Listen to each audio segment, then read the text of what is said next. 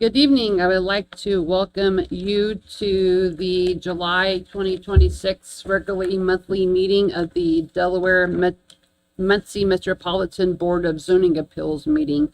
We will first start with the Pledge of Allegiance. So if you could please stand, and we'll have Kylene lead us.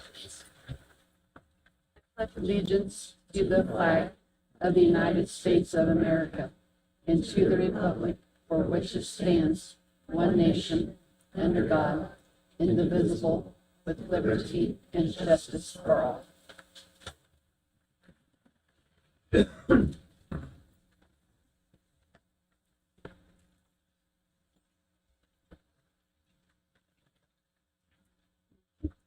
Roll call, please. Matt Billington, Present. Delaney Fritsch, Present. John Hamilton, Stephen Hines, Here. Richard Ivy, Christy Knapp, Present. Leslie Matthewson. Present. We have 5 members present, so we do have a quorum. Okay. So before we move forward with our meeting, we will address some rules as to tonight's meeting. So first of all, if you have a cell phone on, if you can please either turn it off or turn the vibrating on. Secondly, when your case is called, you'll come to the podium here and give us your name and and if you're the person seeking the request tonight, we'll have you give a brief summary of what you're here for after the applicant has had an opportunity to speak. We will then give anybody who wishes to speak in favor of the request to also come to the podium and tell us their side. Then those who are wishing to speak in opposition to the matter will also have an opportunity. And then lastly, the applicant would then have the ability to come again to address any concerns that have been addressed by anybody speaking. I would ask that everybody be cordial and polite to everyone that's speaking. There may be some opinions that are different than yours, but it's best for us to know everybody's position so that we can make a fully informed decision about things. And then when your case is called and your case is done, you are free to leave. In order for your case to be resolved tonight, or the term is called final action, it'll take 4 of us to agree to either say yes to the request or B, to deny the request. If we're not able to obtain a 4-person vote one way or the other at tonight's meeting, your case will automatically be continued to the next meeting. Okay.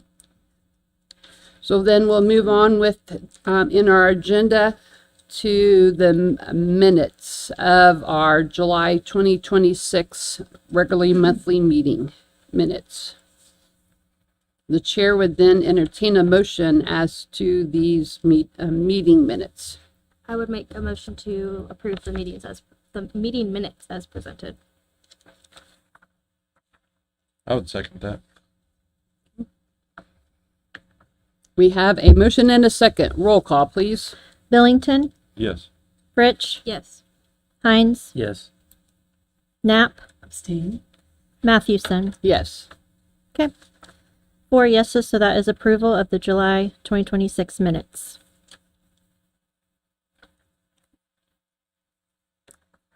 And then we will move on to our announcements. Okay, have several announcements. We have several cases here that were on our original agenda that will not be heard this evening, so I'm going to go through those. BZA 56-26, Tara Hazley, Terratime Properties, LLC, Terratime of Country Club Road, and Terratime, Inc. is continued to the next meeting, which will be September 24th at 6 p.m. BZA 57-26 Christopher and Kelly Skinner is continued to the next meeting on September 24th, 2026 at 6 p.m. BZA 65-26 Leslie Ginder changed to a special use, and that case will first be heard by the Plan Commission at their meeting on September 3rd at 6 p.m., and then it will continue to come before this board at the next meeting on September 24th at 6 p.m. BZA 66-26 Edward Bell is continued to the next meeting on September 24th at 6 p.m. BZA 67-26 Gregory and Jill Stacy is continued to the next meeting on September 24th at 6 p.m. So if anyone is here for those cases, they will not be heard this evening.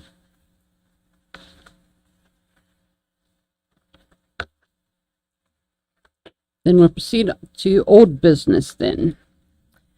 BZA 49-26 Jurisdiction Board of Zoning Appeals, being a continuation of the public hearing on the matter of an application filed by Rhonda A. Jarvis, requesting variances of use from the terms of the Delaware County Comprehensive Zoning Ordinance to allow the keeping of farm animals on less than 5 acres, to allow a reduced setback from the animals to the closest dwelling, and to allow the operation of a 4-H business, all in a farm zone, on premises located at 8891 North County Road, 925 West, Harrison Township, Delaware County, Indiana, as more accurately described in the application.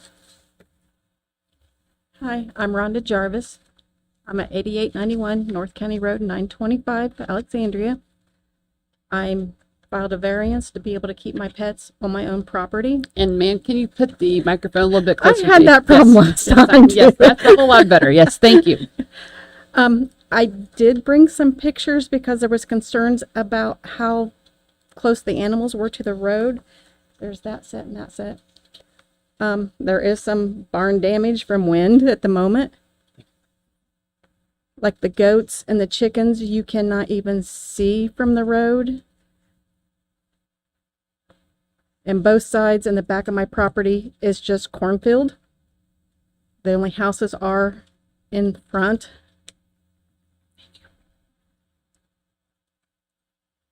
So I know that at the last meeting that there were multiple different types of animals that were on your property. Are all of those animals still on the property? No, the pigs are gone. Okay. The feeder's gone, the water's gone. The only thing we have left is we are going to scoop out where they were at, and that's dirt's going to get hauled away. And the pigs aren't coming back? No, pigs are never coming back. Okay.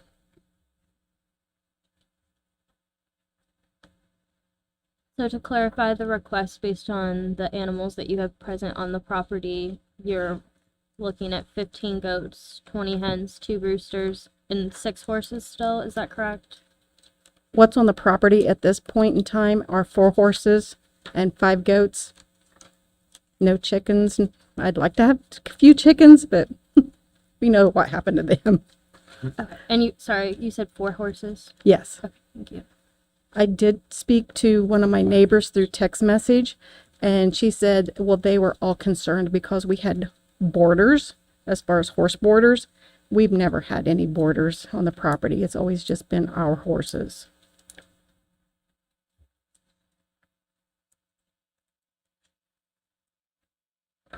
Yes, let me check on the request there. Even though you don't have 4 horses on there now, I think your application says that you would could have up to 6 horses. Is that still your request? I guess I'm not specifically sure exactly, I guess, what your request Well, would with be. the 6 horses, sometimes somebody will give my daughter a horse and ask her to be able to sell it. And then she brings it over and makes sure it's healthy and rides it, and she tries to place it.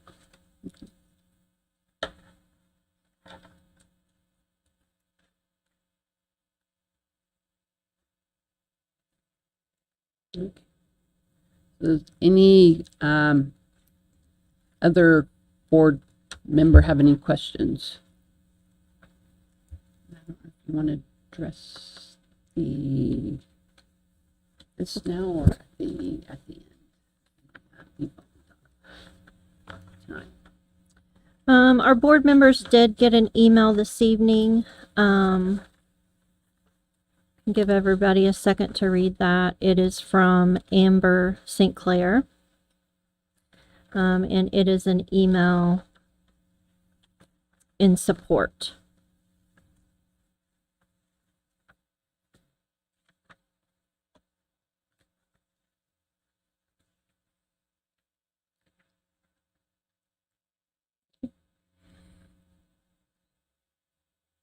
I guess, has anybody spoken to you about this since our last meeting that we had? The neighbor across the road, Okay.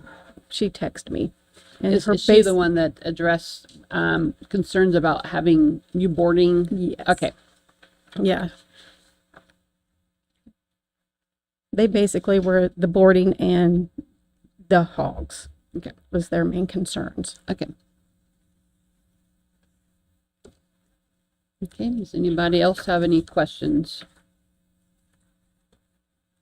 Okay. Hearing none, then you may have a seat then, ma'am. Thank you.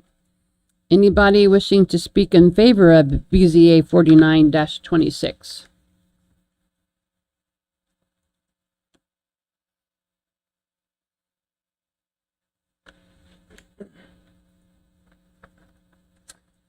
Good evening. My name is Barry Landrock.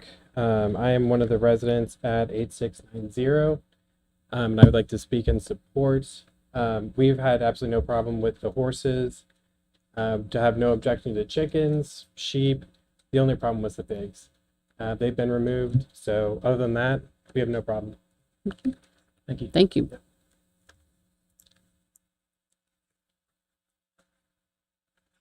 Okay. Anybody else wishing to speak in support of BZA 49-26?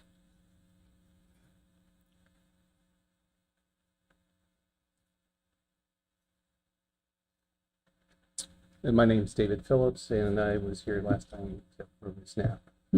So, as they said, the pigs have been removed; they're not coming back. Steve Dubs is the farmer, so he's going to bring over a scoop. He'll get that cleaned up. Shouldn't be any residuals. There wasn't problems prior to, and I think it was just with everything that happened this summer and this rains and stuff. So, it should not be an issue going forward. Thank you. Thank you.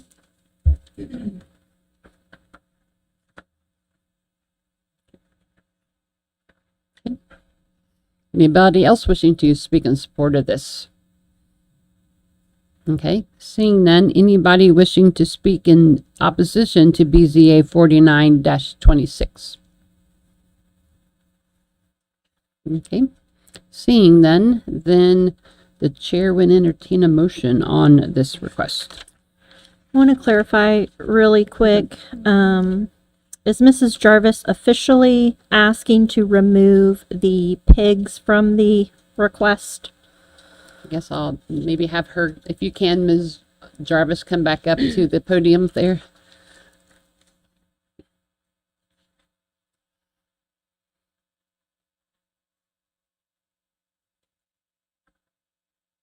And if you can, just for the record, give us your name again, please, ma'am. Rhonda Jarvis. Okay. And I think the question is whether you wanted to remove the request to have pigs on the property. Yes, that Okay. works for me. Just want to make sure because that was in your original application. So just to clarify, Ms. Jarvis, you are requesting a variance for 15 goats, 20 hens, 2 roosters, and 6 horses, correct? That's what I had before. Well, I don't have 15 goats. We were told to put the maximum amount we might have. Right. Yeah. Correct. Right now there's 5 goats. 2 of them are going to be going to another farm. at this point in time, I don't see myself getting any more. I just want to make sure you'll know what we're reading out loud when we Yep. make a motion. Is the sheriff still entertained? I think, yes, I'm still, thank you, ma'am. Yep. I'd make a motion then to approve BZA 49-26. A request for 15 goats, 20 hens, 2 roosters, and 6 horses. As amended. Second. I guess maybe before Doesn't- I ask, Go ahead. go ahead. Maybe That- you might address. Could you clarify Oh. it just by saying to remove the pigs? Yeah, so no pigs will be permitted, and I would also like to put the condition that the variance be for the applicant only and not transfer with the property. I would second the amended motion.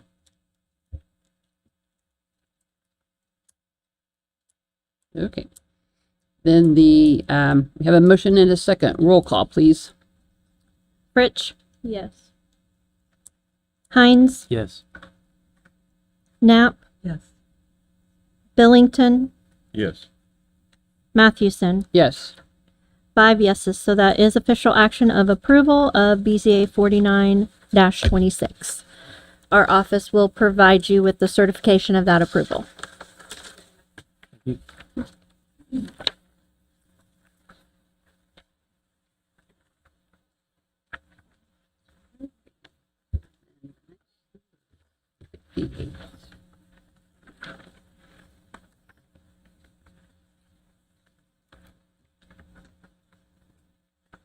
Whenever you're ready. Okay, we are on to new business, BZA 58-26.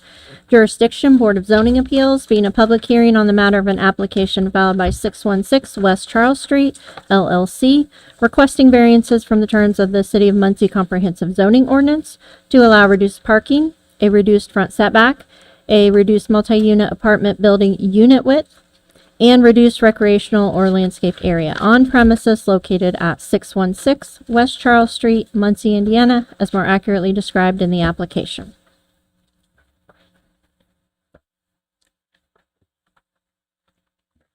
Good evening, board. My name is David Carnes, and I am an attorney with Dennis Winger and Averill, located at 324 West Jackson Street here in Muncie, and I'm working with GEA Architects on this project. I have also with me tonight Craig Graybill, who is here to answer any potential questions you might have with regard to the project. We are looking at constructing, on behalf of Williams Management, a new construction apartment building that would be a townhome for 4 single unit apartments.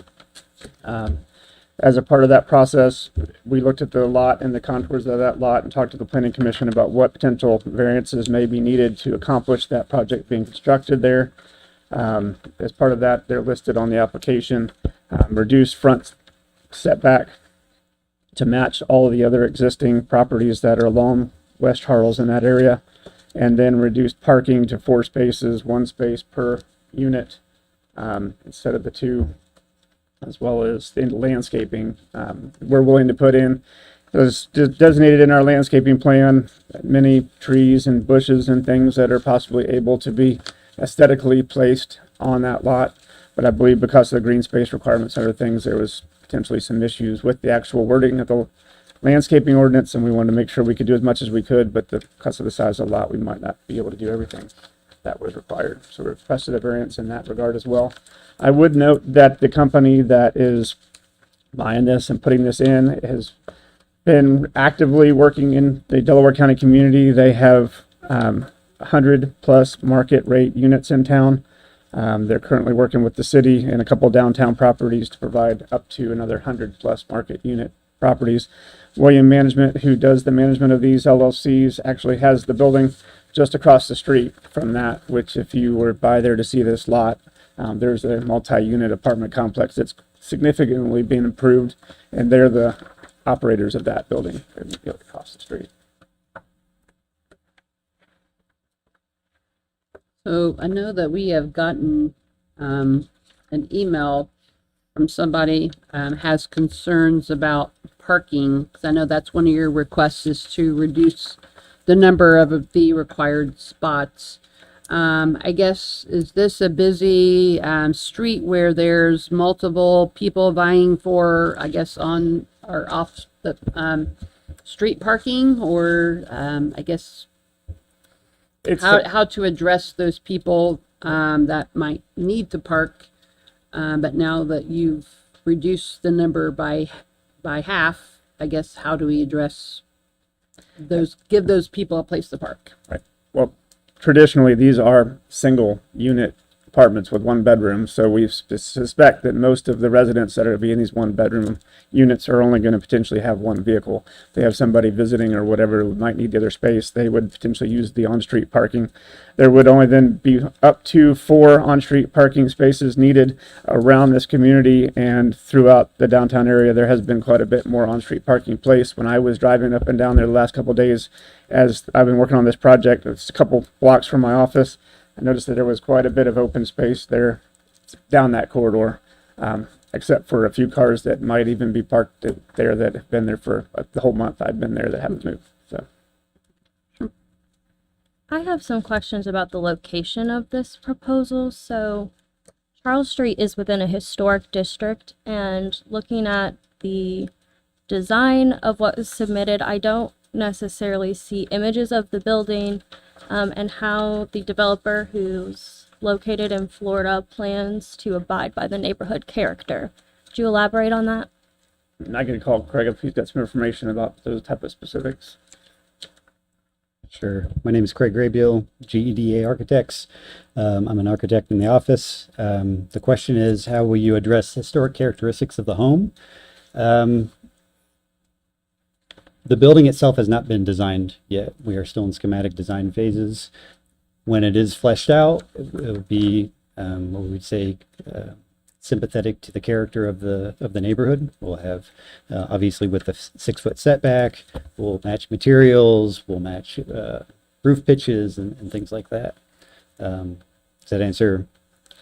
It begins to answer my question. I guess I'm curious if there is an objection. So to place, the board can place conditions on this variance, and the board could consider placing conditions that there be requirements that the developer do that. And I'm curious if what your opinion would be on that, having worked with the developer. I'm not sure exactly what to answer your question, but what I would state is I was driving up and down this corridor today on West Charles Street, and I saw the email response from the gentleman that submitted it, that was from Lafayette. And I just noticed that as I was driving down, I saw empty lots like this one. I saw a lot of duplexes and triplexes, sometimes up to 4.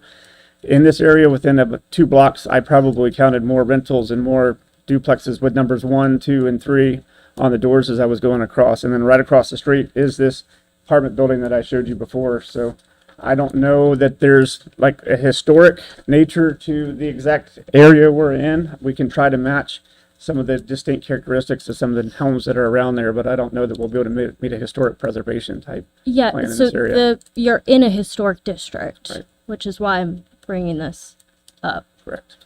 So it's not just in a historic neighborhood. These lots are in a historic district. So I know you said you don't have a design plan exactly. Could you tell me if you anticipate it being a 2-story building like all the buildings around it? Single story. Single story? Single story. Okay.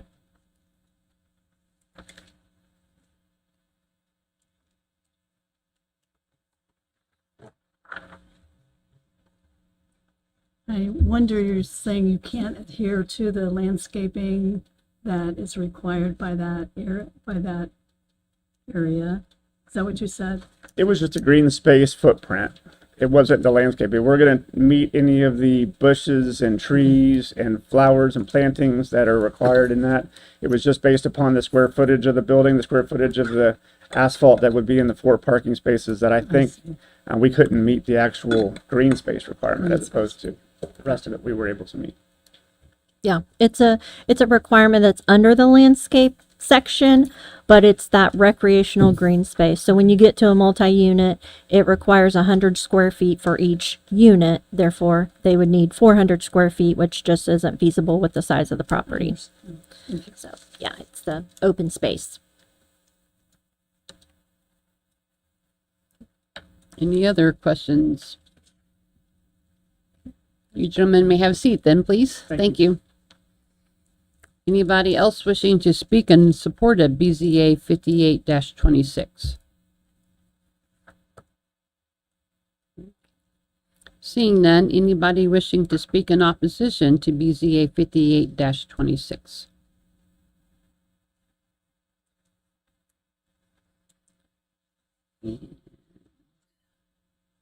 So this is one of the ones where we have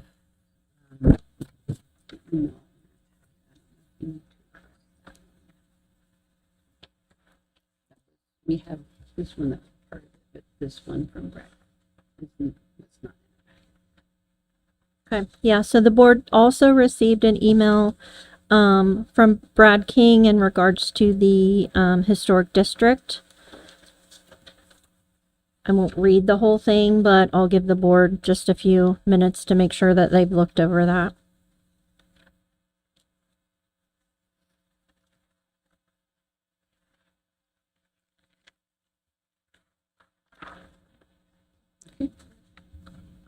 Then the chair would entertain a motion as to BZA 58-26. I'll make a motion to approve BZA 58-26 with the following conditions. I would like the applicant to submit the design of the building to review for review from the Muncie Historic Preservation and Rehabilitation Commission. I would like the applicant to obtain a certificate of appropriateness from that board. And I would like the applicant to submit a design plan to the neighborhood for approval prior to beginning the development.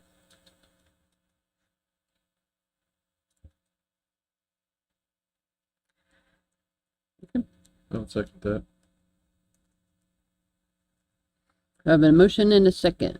Roll call, please. Just to clarify, when you say neighborhood, The neighborhood association, which has a board and meets bi-monthly. Old West End Neighborhood Association. And I guess also probably for clarification, then you're asking that they have the approval from the Muncie Historic Preservation and Rehabilitation Commission? Yes, which would ensure that the development will meet the design standards of the downtown historical area. okay, so submit design for review by the Muncie Historical Preservation Society, receive a certificate of appropriateness from the above, and receive, Design approval from the neighborhood association. 'cause no Design one on that board approval. is in that neighborhood.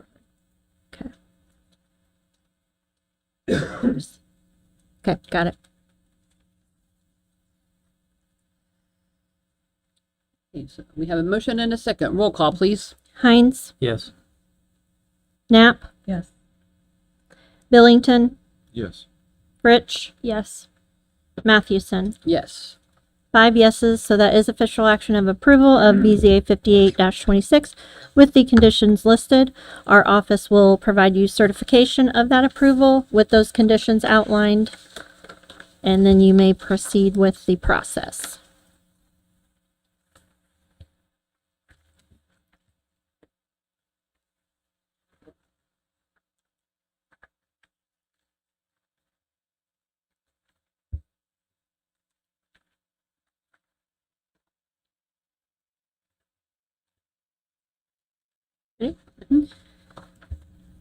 BZA 59-26, Jurisdiction Board of Zoning Appeals, being a public hearing on the matter of an application filed by 1001 West Charles Street LLC and 1007 West Charles Street LLC, requesting a variance of use from the terms of the City of Muncie Comprehensive Zoning Ordinance to allow multi-unit apartment, reduced front setback, reduced east side setback on a corner lot on premises located at 1001 West Charles Street and 1007 West Charles Street, Muncie, Indiana, as more accurately described in the application. Thank you again, board. My name is David Carnes, and I am an attorney with Dennis Winger and Averill, located at 324 West Jackson. and I'm here to speak on the favorable recommendation for a variance for the properties at 1001 and 1007 West Charles. This property was purchased with two different entities that will obviously come together and they will merge into one if it is approved, so that all of it is under the same umbrella. It is the same Williams Management Company that is handling that is working on, like we mentioned before, 100 units that have already existing and a new 100 units. This property itself is kind of a interesting property in the fact that it's on a corner. It's surrounded by 3 streets and then the alleyway. Because of the size of this lot, it's a little bit easier to get the parking required. So we have quite a few parking spaces on that, but there is setback issues. There's on the front toward Charles and then on the sides with regard to Elliott. Talking with the Planning Commission with regard to the landscaping plan, we were able to meet those requirements because of the size of this lot. And we were also able to kind of configure the plantings, the trees and the bushes and things that were needed. We also said that we would be willing to put up a fence or another type of barrier that would be kind of separating the property from Kilgore area that's there as well. And we're looking at 5 townhomes for this property that are same as before, single 1-bedroom townhomes that would particularly probably have one person that would be the resident in that apartment. Currently, there is a lighted house on this property. I have some pictures of that house from when I was there. You guys weren't able to get out to the property to see it, but there is essentially boards all the way around the property.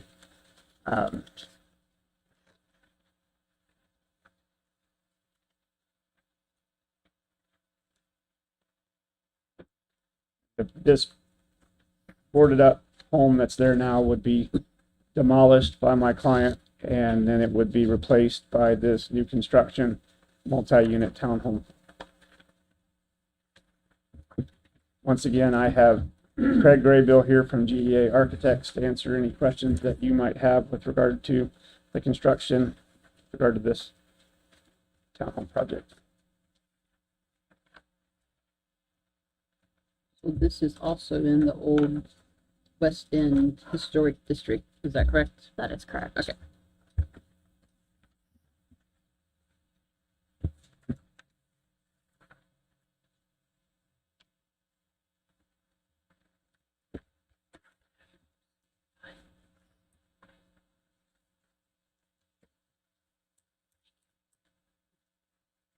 Anybody have any questions of the applicant? I guess my only statement to the board would be essentially I appreciate the affirmative vote on the last one with regard to historic preservation, and we're happy to work with them. I've worked in this community for 25 years and done a lot of real estate projects, and as I drive through this community specifically, there are a lot of properties just like this house that are all boarded up. There are a lot of empty lots, and I have a lot of tax sale properties I've dealt with that have been more and more and more empty lots. I just would hope that we don't get to the point where we have to meet so many qualifications of historic preservation that it just becomes unusable and it just sits there in its current condition. Thank you.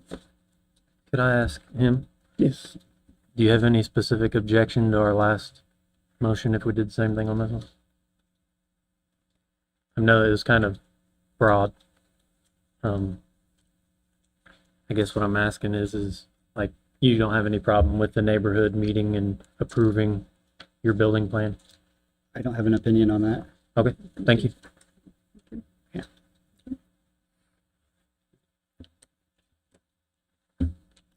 Okay, thank you. Thank you. Anybody wishing to speak in favor of BZA 59-26? Okay, seeing none, anybody wishing to speak in opposition to BZA 59-26? Okay. Seeing none, then the chair would entertain a motion as to this request. I would make a motion to approve BZA 59-26 with the following conditions: that the applicant continue to work with staff for an approved landscaping plan, as this is on a corridor, and that the applicant submit the design of the building to the Muncie Historic Preservation and Rehabilitation Commission, that the applicant obtain a certificate of appropriateness from that board, and that the applicant submit a design plan to the neighborhood for approval prior to beginning development. What was the last one? That the applicant submit the design plan to the neighborhood for approval, because no one from that neighborhood is on that board. And I'll second that.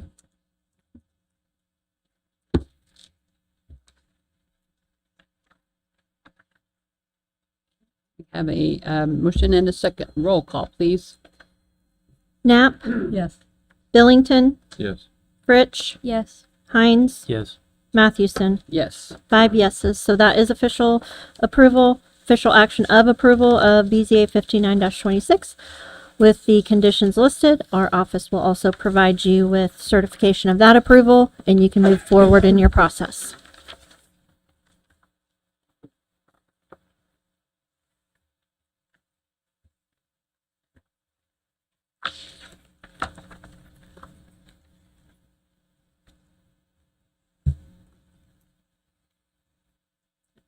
BZA 60-26 Jurisdiction Board of Zoning Appeals, being a public hearing on the matter of an application filed by Patrick J. Eddington requesting a variance from the terms of the Delaware County Comprehensive Zoning Ordinance to allow an addition to an existing home to have a reduced side setback on a corner lot in a farm zone on premises located at 1400 East County Road 775 South, Monroe Township, Delaware County, Indiana, as more accurately described in the application.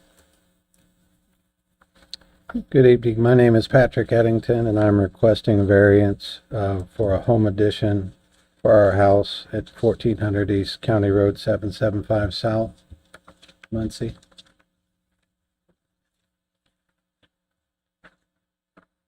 So I guess, tell me why you are, I guess, needing a reduced setback.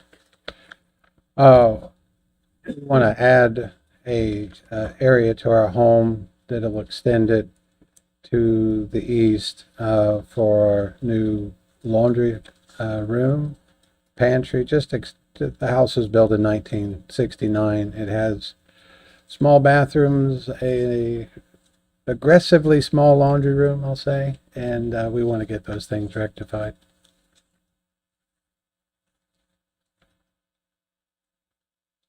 And is it just set up, I guess, your property or the house set up that this is the best area to put the addition Yes, as the opposed other- to other The areas? other areas would make it a very, very expensive. The property to the west drops off into an area that I wouldn't want to build on. It filled up like a pool with that big rain not too long ago. Okay. And out back it would lean and get probably a little too close to the septic system. So this is really about the only place we can do it. Okay. Okay.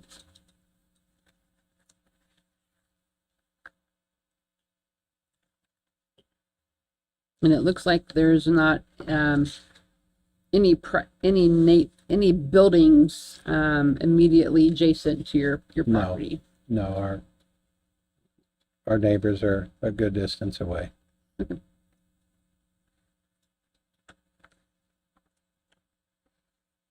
Anybody else have any questions of the applicant? Okay. Seeing none, you may have a seat then, sir. Thank you. Anybody wishing to speak in favor of BZA 60-26? Anybody wishing to speak in opposition to BZA 60-26? Seeing none, the chair would entertain a motion as to the request. I would make a motion to approve BZA 60-26 as presented. Second.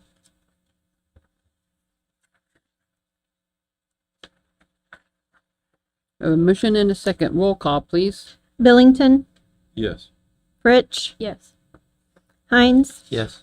Knapp, Yes. Williamson, or Mathewson, sorry. Yes. I even know. I was going, don't I get a vote? Let's ask Williams then instead. Okay. Okay, 5 yeses. So that is official action of approval of BZA 60-26.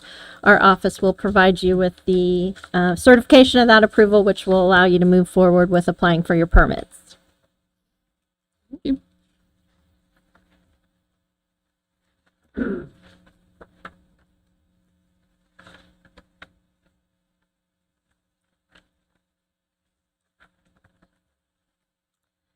BZA 61-26, Jurisdiction Board of Zoning Appeals. Being a public hearing on the matter of an application filed by Cheryl Trump and Shepard Welton, requesting a variance of use from the terms of the Delaware County Comprehensive Zoning Ordinance to allow the keeping of 13 hens and 1 rooster in a residence zone on premises located at 6609 West Rigdon Street, Washington Township, Delaware County, Indiana, as more accurately described in the application. I'm Shepard Welton, 6609 West Rigdon Road.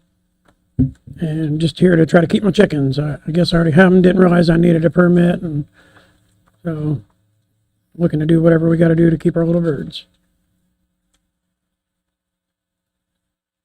I guess it's my understanding that you that they're in an enclosed Yes, ma'am. area then. Yes, ma'am. They don't free range. They're in an enclosed run. Has anybody ever had concerns about your chickens? No, ma'am. Okay. After this case was filed, has anybody come up to you and expressed that they are not in favor of this? No, ma'am. Okay.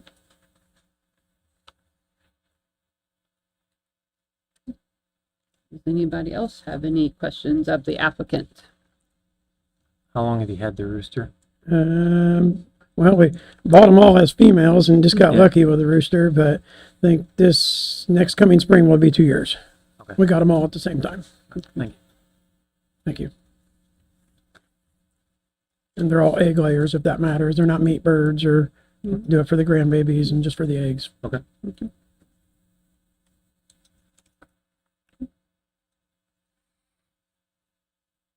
Any other questions of the applicant?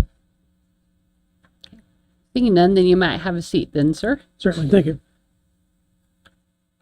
Anybody wishing to speak in favor of BZA 61-26? Okay. Seeing none, anybody wishing to speak in opposition to BZA 61-26?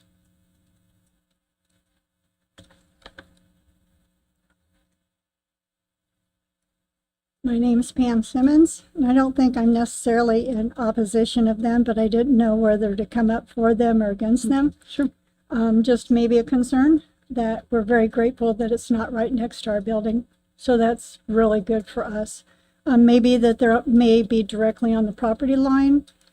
However, we had stakes in and they are no longer there. So we're having trouble knowing where the property line is and whether it's sitting directly on the property line. But I don't care about the chickens. I just worried about the property line and we can't really tell where it is now. That's all. Okay. To clarify, are you stating you believe that the chicken coop or itself could be placed on the property line or the run? I think that the coop might be directly on the line, but we don't know because we had stakes and they are now not there. So we're struggling knowing what's right, whether it is or is not. That's the only concern. Okay. Not really that the chickens matter. Kylie, what department could she get a hold of to find that out? The only way to get accurate property lines is a survey. Yeah. Contacting a survey company and getting a survey done. We did do that. And that was Yeah, and we probably had the where your stakes, so I don't know. Do you know if your survey was recorded? Yes. You could probably go to the recorder's office, get the survey, get a copy of the survey that was recorded. We could look at that. Okay. That's the only concern is if it's sitting directly on the line. That's all. The chickens, we don't care. So. Thank you. Do you have anything?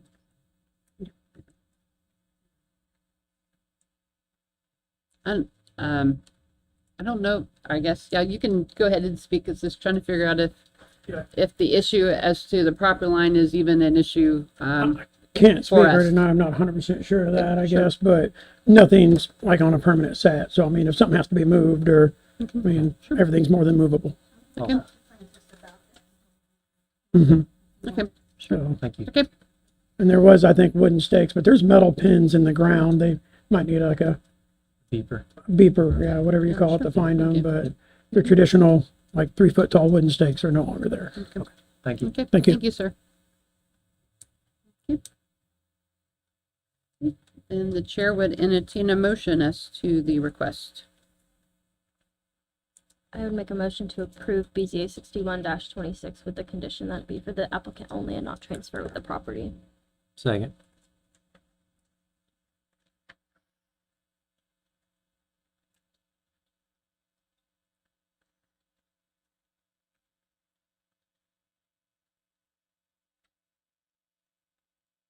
Roll call, please. Fritsch, Yes. Heinz, Yes. Knapp, Yes. Billington, Yes. Mathewson. Yes. 5 yeses, so that is official action of approval of BZA 61-26. We will provide you with certification of that approval.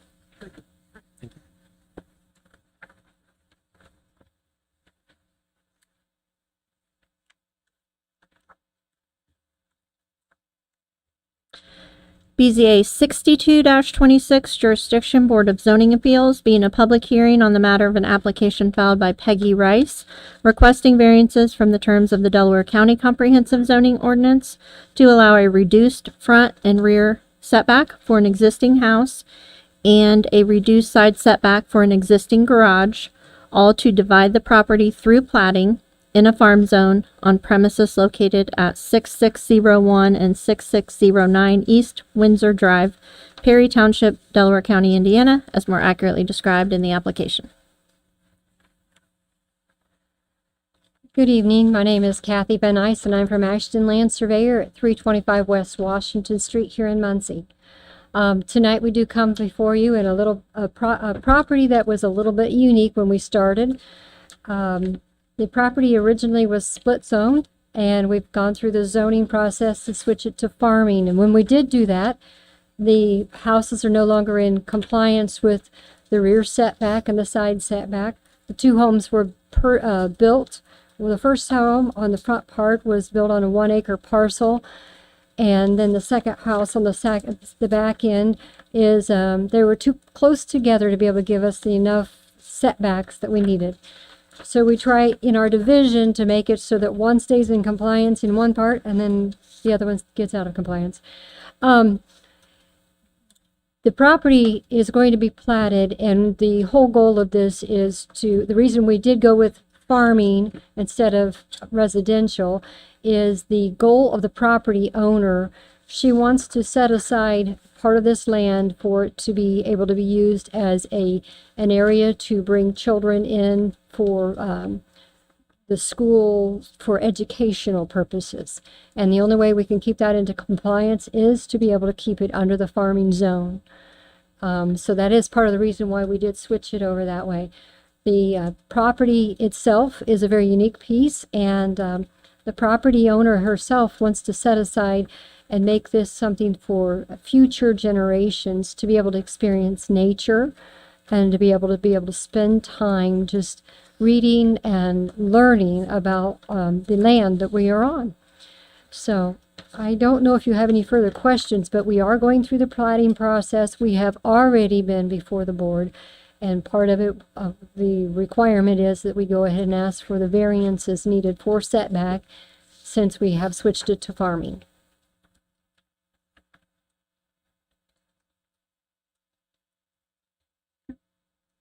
I guess I do have a question. If they're going to be bringing kids in, like say they're on a school bus, will there be enough room to turn around and whatnot? That is part of the reason we have that on the south house. There is an asphalt parking lot that has a cross parking agreement. The parking agreement is on the plat, so we made sure that was pretty clearly delineated out. Good. So yes. All right, thank you. I can answer any questions. I'm Peggy Rice. I'm the owner. I feel blessed to have this opportunity to do this. the part that I'm setting aside on 6609 is going to be a memorial retreat, Sarah's niche, to honor my daughter. So the first property, the entire piece was owned by Hetty McBride's dad. Does anybody know Hetty? You know, Michael McBride used to be a reporter for the Muncie paper. So they owned all of that. And then the property that I purchased originally, which is about an acre, they had sold that to a cousin. And then there's a sidewalk connecting the two houses. And so Hetty was living in the house, the 6609 property, when I purchased the first property in 2000. She died in 2013, and I purchased it in 2014. My daughter died in 2013 also. So it's already existing, and I feel blessed to have this opportunity, and I appreciate approval. Thank you. Any other questions of the applicant? Seeing none, you ladies may have a seat then. Thank you.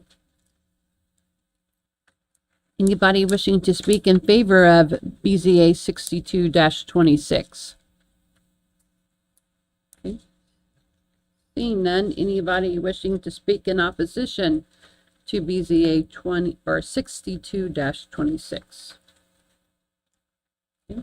Seeing none, the chair would entertain a motion as to this request. I would make a motion to approve 62-26 with the condition that the applicant complete and record the plating process. I'll second that.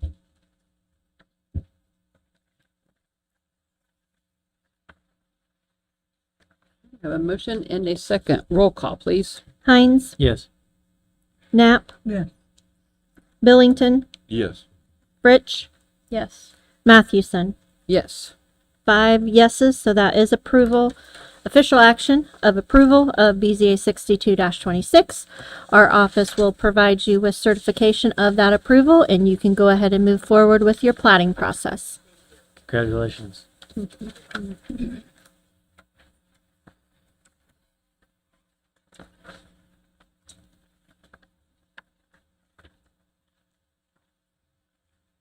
BZA 63-26, Jurisdiction Board of Zoning Appeals, being a public hearing on the matter of an application filed by Kathleen Mills, Burns, Audiel, Edgar Leonel Picon Ruiz, requesting, I know I didn't say any of those right probably, requesting a variance, you can correct me when you get up there, requesting a variance of use from the terms of the Delaware County Comprehensive Zoning Ordinance to allow the operation of a tree service business in a residence zone on premises located at 1000 North Claypool Road, Center Township, Delaware County, Indiana, as more accurately described in the application. Hello, my name is Richard Hawk. I'm here representing me and my wife. And if you, sir, can Oh, kind yep. of move closer to the Yep. microphone. Can you hear Yes, me now? Thank you. Yes. Hello. All right, my name is Richard Hawk. I'm here representing me and my wife Kathleen Mills. Bernie is here. We are asking for a variance so he can park trucks and use the site for like a transfer station, dumping mulch, wood, shipping it in and out. He's a company that's based out of Indianapolis, and he'd like to expand to this region. He's been doing business up here for a little while now, and I've been allowing him to use the property because I was not aware up until here recently that we weren't allowed to do what we're doing. So we're here to see if we can get a variance to allow him to use the property. This property is for sale to him, and then this will determine if he was going to buy it off of us. If you guys have questions of how he may be using it, he is here to answer. Okay. My name is Bernes Picon. Okay.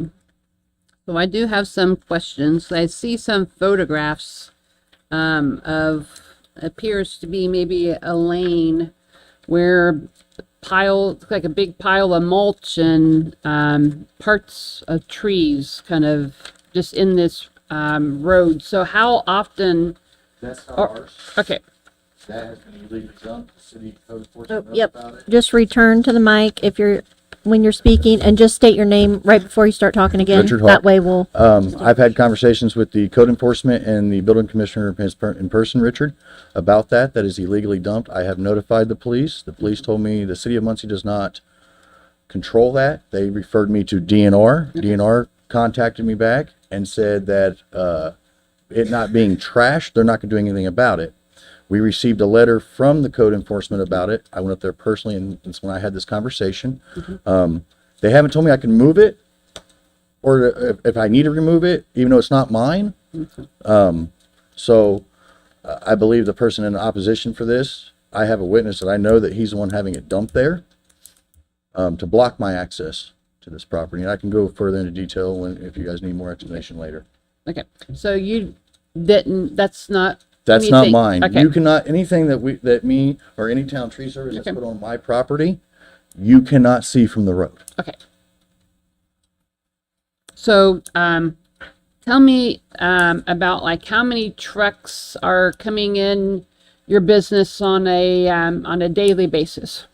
I have my business in Indianapolis. I working over here 2 days, 3 days, 1 day every week. You know, I know parking, you know, the whole week or the whole month over here. I only want to use this property over here for when I come and working here.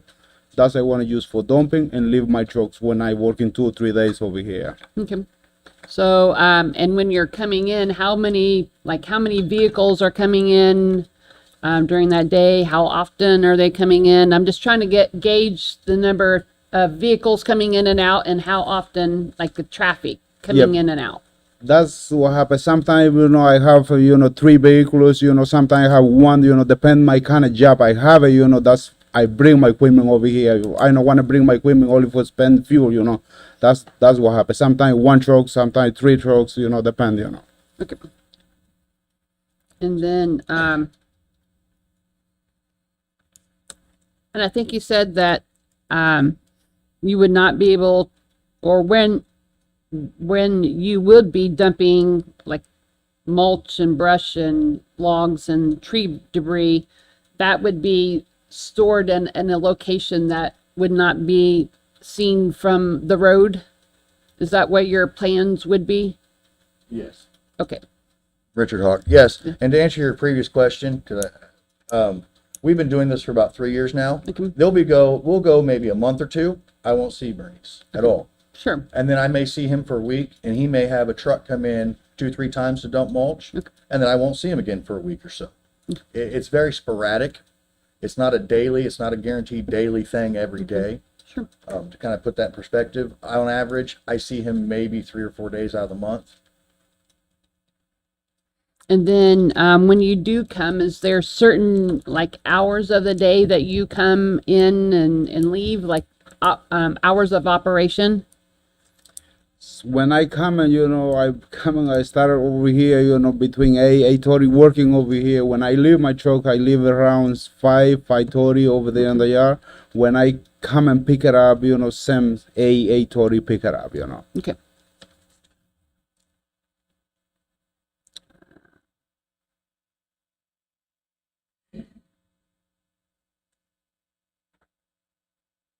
Guess that's all of the questions I have at this moment. Does anybody else have Could questions? you tell me how many acres we're talking? 9.14.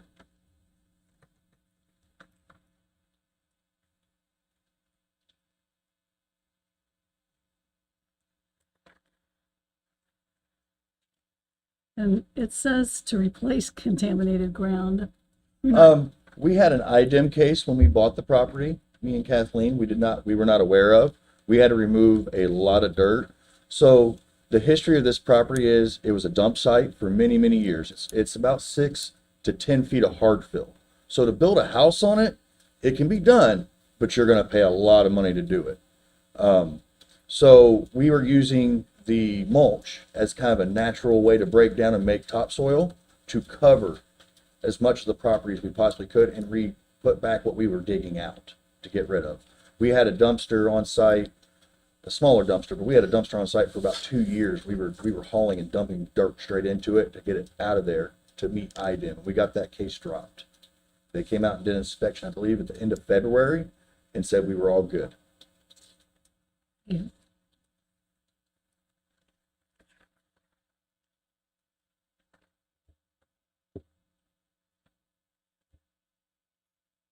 I guess so. Would you be doing anything to make mulch, like any chipping equipment that's like running during the periods of time that you're there, or you just drop off the mulch and pick up later? They drop it off and pick it up later. I'm going to get him in contact with a couple gentlemen that I have that haul wood out. I was getting so much of it, I don't have a use for it. I was giving it away, and that's kind of what he's wanting to do with that. Now, on the aspect of running machine, now if he's got something to clean up, say some area he wants to clean out, he might be running it. But beyond that, he's never ran equipment there. I will say that this property borders the backside of Norfolk Southern 5-yard switch yard. It is way noisier than what he'll ever do. Okay.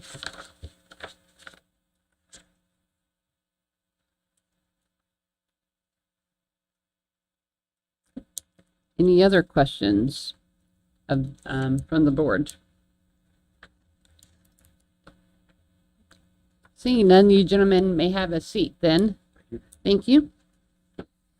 Anybody else wishing to speak in favor of BZA 63-26?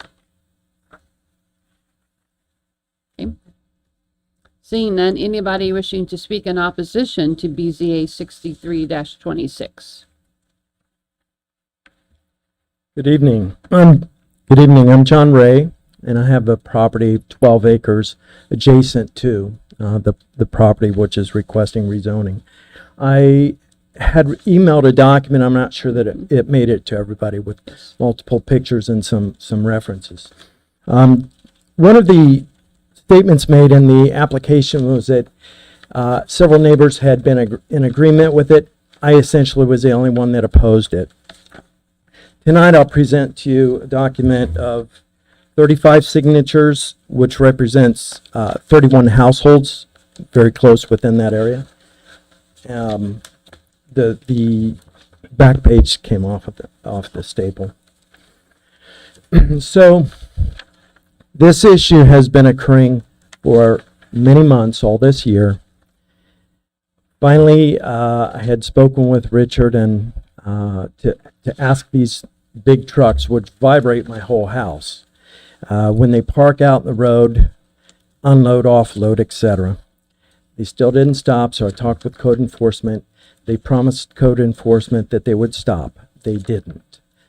I have evidence all the way up to the 20th of this month that it's still ongoing. I've also included information about pictures of representatives from Anytime Tree Service reading the posting about this meeting. They're hauling trucks in. These are not small things. Regarding the removal, there's another guy that comes in with a big excavator, loads them up on a dump truck, and hauls them out. And he sells it for firewood. A lot of problems. I have one more picture that I'd like to submit that happened just after this rain. The reason that I'm so familiar with this property is I looked to buy it in 2017. When I was leaving the property, the adjoining 12 acres property owner came out, asked what I was doing back there. She said, well, her property is for sale. It already had a home there. I thought, well, it's kind of a win-win on that. So I ended up buying the 12 acres. I've done a lot of work trying to clean it up and the honeysuckle and everything else. That last picture that I presented, when these big trailers are going to the property at 1,000, they continually just rip up my yard, rip up the berm that I built. I have to get back out there with my tractor, regrade it. Sanitary district was out there once, concerned about the mud that's coming off the burn. And it's because they keep ripping up my yard. So sanitary district is fine with that. The statement that it was used as a dump, hard-fill dump since or before the 70s, it's kind of irrelevant. It's not used as a dump anymore, and that doesn't justify the out of usage, because to dump vegetation is a special thing in the farming type of zoning, I believe, and that area, that ground will not be zoned as farm, and so they're trying to kind of circumvent that and just get a variance to do what they're doing now. Happy to answer any questions. I think you have enough evidence with the paper that I have submitted. So I guess one of my questions was noise. I guess, is there a lot of noise associated with this? When you buy in an area, you kind of know what's happening there. Norfolk train is a few blocks away. You kind of get used to a train going around. A lot of people deal with that in Muncie. This noise was not when I bought my 12 acres. These are large trucks. The mulching devices on the back are so large, at least one of them has like a hydraulic lift to take it off the back of the truck when they park it. When that thing's fired up, my whole house is shaking. There's a lot of noise. There's beep, beep, beep, and horn honks. The skid steers running back and forth. When they're dumping the mulch, when they're moving the log truck, it's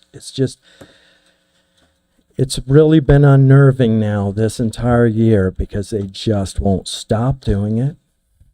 And I'm in a residential area, and other people are too, and they hear it. So how many days of the week is this happening? 7 days a week. I have video camera up, not to catch them, but just for property security. I got pictures all days of the week, and from about 7:45 until maybe 8:30, 9 o'clock at night. Our argument is, we're not trying to stop a business from operating, but go to a commercial area, not in a residential area. And so when you drive by, other than maybe the mulch and wood or logs that are kind of maybe in a pathway right now, or can you see the mulch and logs that are stored on this property? Good time. Thank you. During this summer, that's an area that has a lot of honeysuckle. I have it in my woods also. So when everything grows up on the sides and along the street, it's hard to see anything past 3 or 4 feet. Sure. But then in the fall, when everything starts dying out, you can see clearly across there. You can see the trains and the train yard across the way.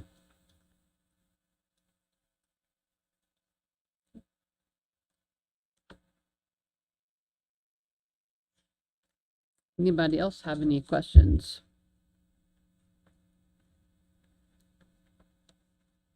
And I can say we do have your pack. We did get the information that you previously submitted. Thank you.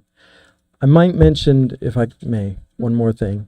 In a letter which I had submitted to the Planning Commission back in April 30th of this year, when these things really started to escalate, I referenced a case that this Planning Commission had regarding the rezoning of a property up on Schaefer Road. And one of the reasons that the rezoning was denied was because the road wasn't built to support commercial vehicles, as this one, obviously from the images, is not either. I was successfully able to get the road repaved about 5 or 6 years ago. Worked with the city. They worked and worked to try to get it on the paving list. It's like things have been exploded on the road now. Any other questions for me? No, I think you're good. You can have a seat then, sir. Thank you so much. Anybody else wishing to speak in opposition to BZA 63-26?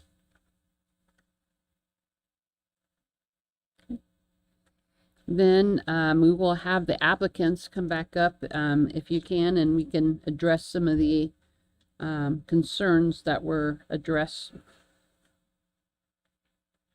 And if you can, just for the records, just give us your name again, please. Richard Hawk. Okay.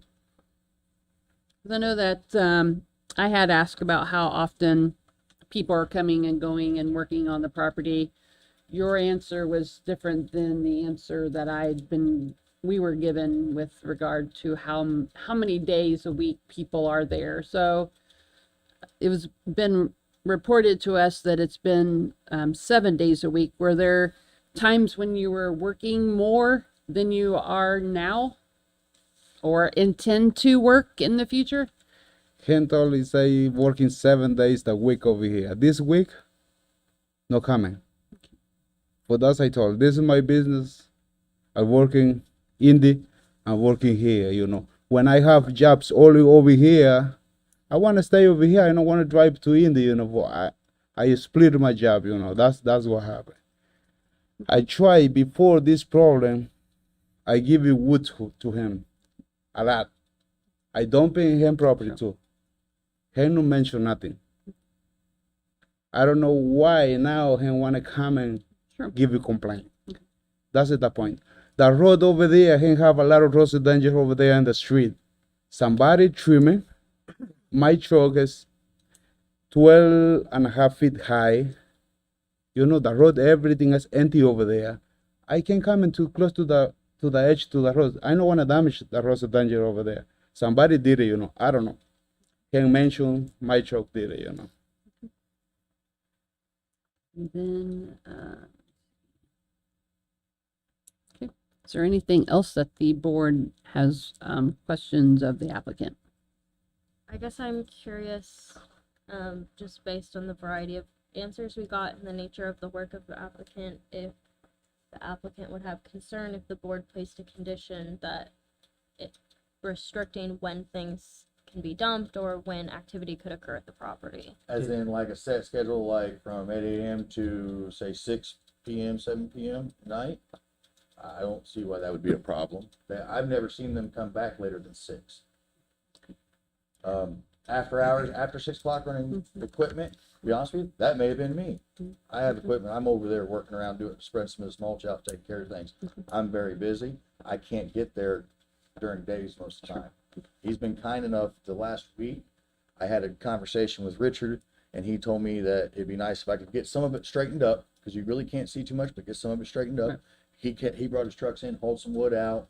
That's why he's been around. He's helped me out in a way.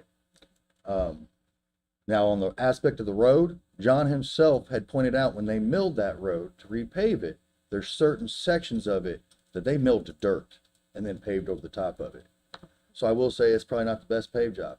The other problem is I don't say it's a problem, but when he dug his pond and he built his berm, he put the berm straight down to the road. There used to be about a 6-inch little ditch that would channel the water away. It's no longer there. That water sits and it permeates underneath it. So if a heavy truck comes in, like his, or a city trash truck, like I had a dumpster truck coming in to pick up a dumpster every week, it damaged the road. But not just only his trucks, other trucks. The trash truck comes down there. The part that is damaged is at least 50 feet past his driveway. There's only one other person down there. We live on, but the property is on a dead-end street. As I had mentioned before, we've done this for multiple years. It has never been a problem. We have never had a problem. I've helped that gentleman out. He's helped me out. Until I said the property was for sale. And I offered it to them. That's when this became a problem. Since then, we've had no qualm.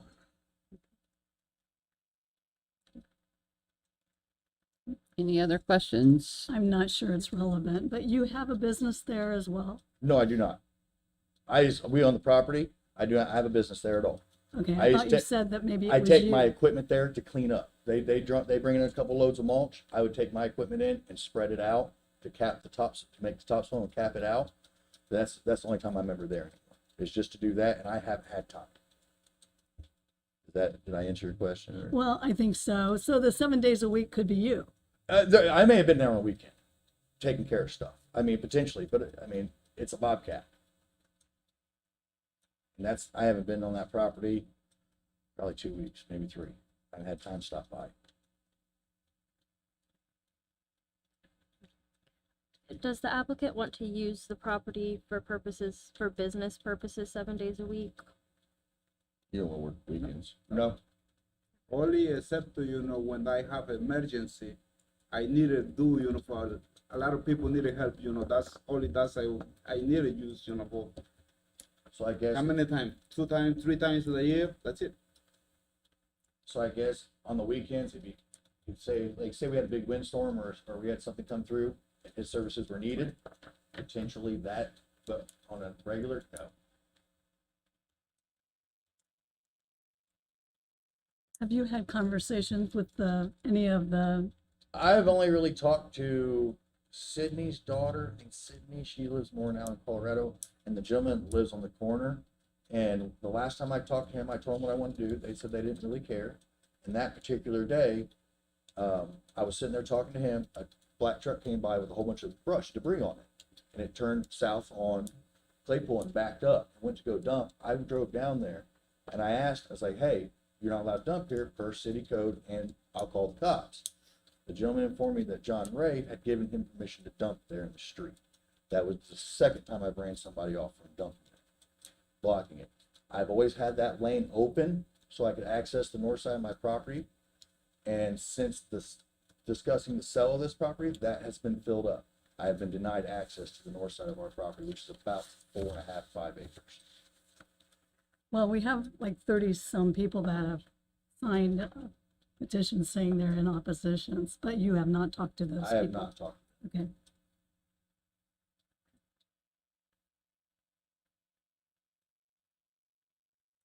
And I will note also for the record, I did check. Some of those are multiple people in the same residence. So in my counting, I didn't count all of them. I just went by the properties itself. So if you had a married couple, I only counted one itself, so. But I imagine they both have an opinion. Right, correct. That counts. Okay. Any other questions?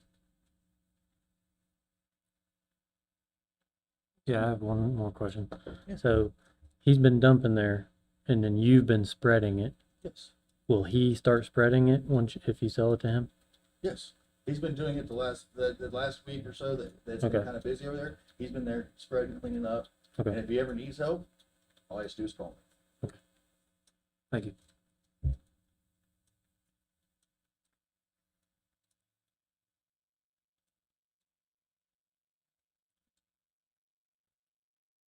Any other questions?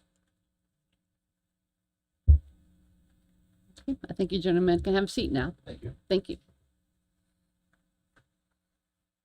So the time for public comment has now ended. You had an opportunity to address the board previously. So then the chair would entertain a motion as to the request.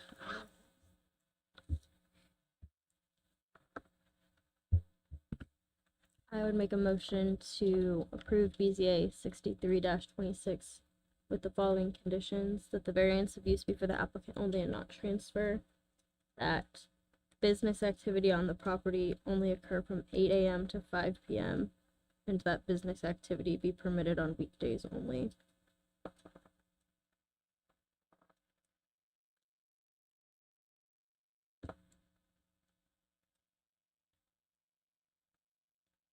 I'll second. I was thinking that it was. Yeah, we can have conversation now that we have a motion in a second, correct? Yep. We can have discussion on it, so yes. I was thinking that this was a pending sale, was part of the reason for the variance request. And if we don't transfer with, You're right. Good point. oh, their name. Yeah, their name They're, is on yeah, the- they're on the request. Okay. Thank you for that. Yeah, I didn't- Sure. Yep. that's what it was Yeah, on, it was yeah, on ours. That makes so much more sense. Okay. Yeah, it's on the applicant. The Their name is application there. itself, they're just not. But it wasn't listed on on our- the- Yeah. So I guess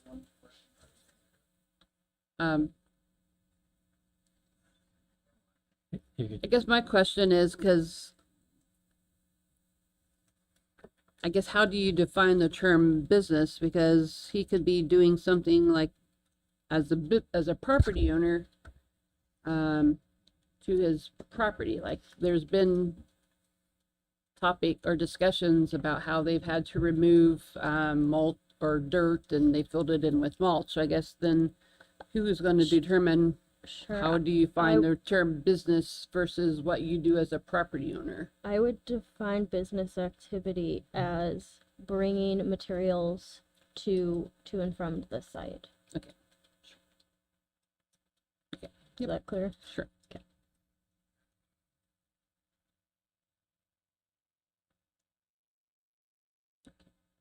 I think we have a motion and a second. And then roll call, please.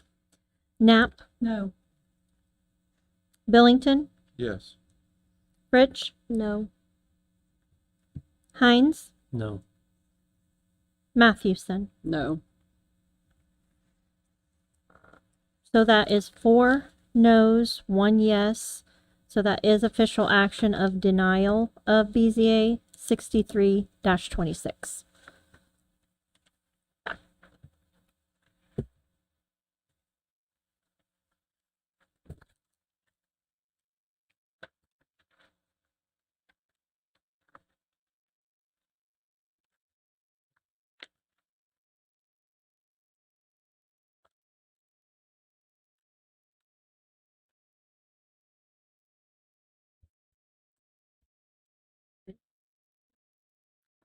BZA 64-26, Jurisdiction Board of Zoning Appeals, being a public hearing on the matter of an application filed by Wednesday and James Cunnington, requesting a variance of use from the terms of the Delaware County Comprehensive Zoning Ordinance to allow a dog kennel in a residence zone on premises located at 4105 South Hoyt Avenue, Center Township, Delaware County, Indiana, as more accurately described in the application.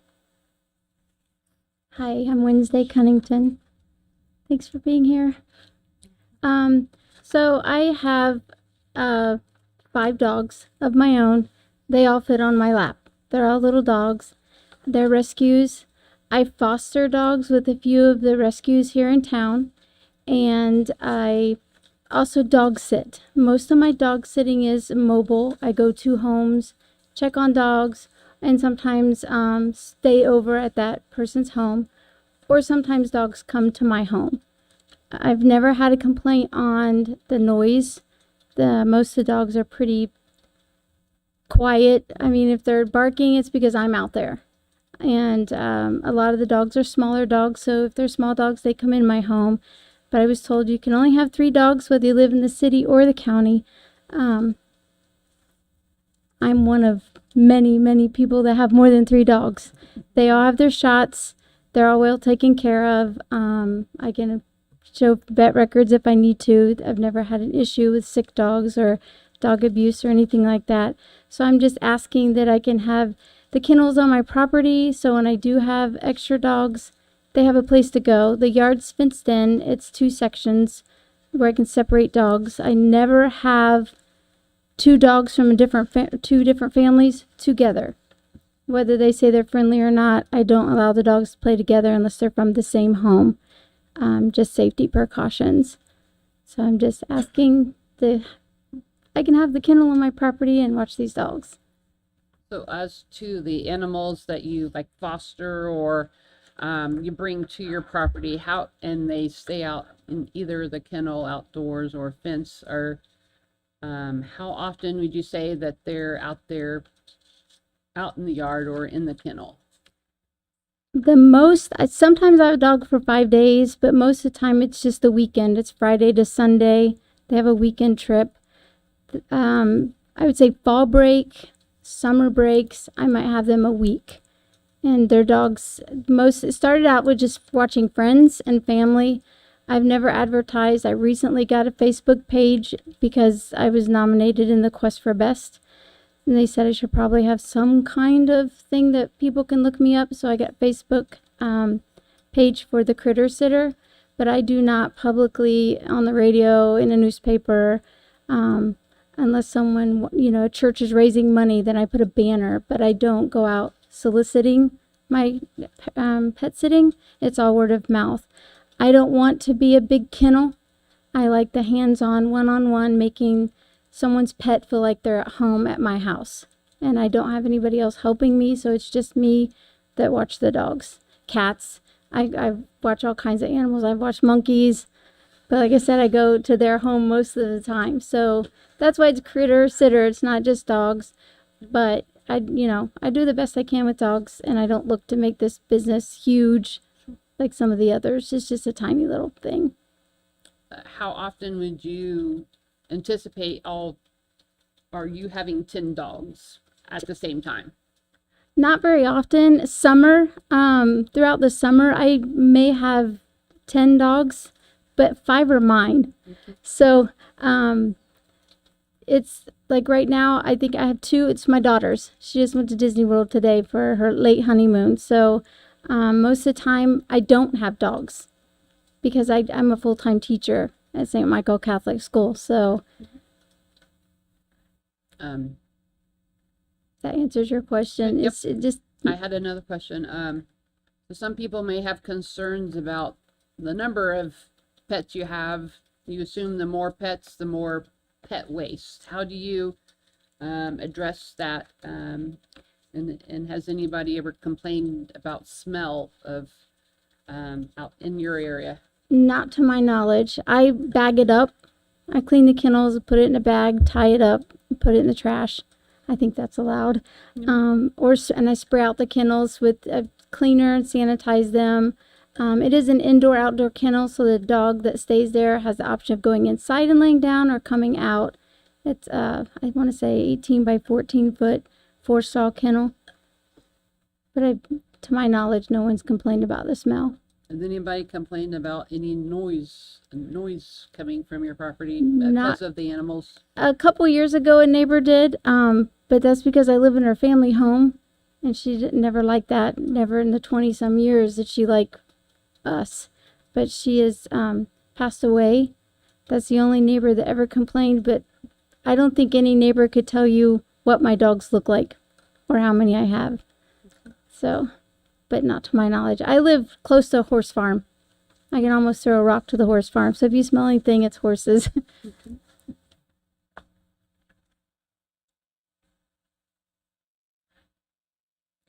anybody else have any questions of the applicant?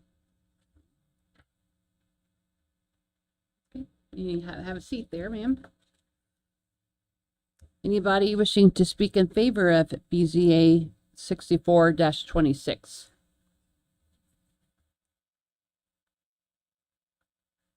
My name's Lou Ann Coons, and Wednesday's responsible for watching my puppy when I leave and go on vacation. Sometimes she goes with me, but when she's watching her, I like to have the option of her having the outdoor kennel because Sophie's a puppy and she likes to go outside. It's also much safer than just putting her in a fence because sometimes there's holes that they can wiggle in, and she lives on a busy road. So I've been there, I've inspected the cage. It's good. There's no smell. Anytime that I've ever been there, she takes good care of the animals. So I'm all for her having a kennel. Thank you. Anybody else wishing to speak in favor? Hello, my name is Eric Ward, and my wife Victoria and I both live at 3600 West White Road. We live directly behind the Cunningtons, and the kennel actually sits right across the street from our driveway. So we're actually probably the closest neighbor to them. And actually their house used to belong to my grandmother. I love what they've done to the place. So on occasion we have used them as for our dog, for like when we went away for a few days. Our dog just adores Wednesday. She takes good care of all the animals that she has over there. So we're all for it. And as far as any smell, we don't smell anything. Like she said, 2 doors down is a horse farm. And when you drive past there, you can smell it. Thank you. Anybody else wishing to speak in favor of this request? Hi, my name's Arlena Staten. I didn't even know she was coming, but if anybody has an animal issue or whatever, she's the one that like I call if I get a stray. So she's really good with animals, and I would say yes, let her have it. Thank you.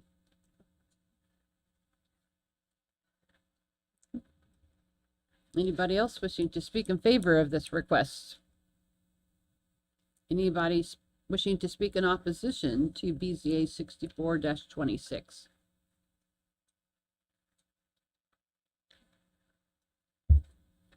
Okay, seeing none, then the chair would entertain a motion to this request. I'd make a motion to approve BZA 64-26 with the condition that the variance be for the applicant only and not transfer with the property.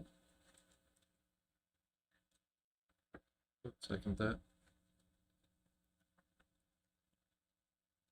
Have a motion and a second. Roll call, please. Billington, Yes. Rich, Yes. Hines, Yes. Knapp, Yes. Mathewson. Yes. 5 yeses. So that is official action of approval of BZA 64-26. We will provide you with certification of approval and you can continue to have your animals.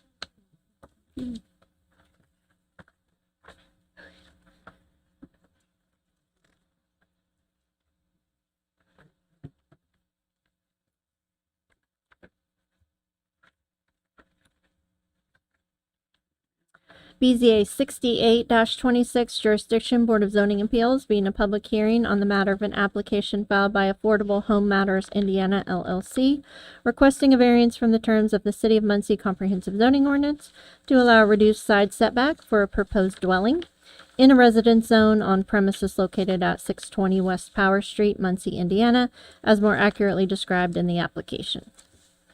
Good evening. My name is Kathy Van Ice from Ashton Land Surveyor at 325 West Washington Street, Muncie.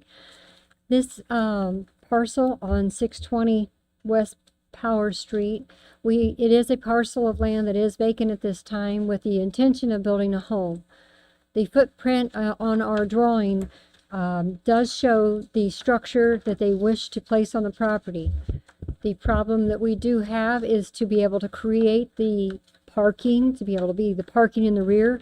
Since there is not an alley on the north side of the premises, we've placed the house to the west so that there's enough room for a drive to get the car around the house.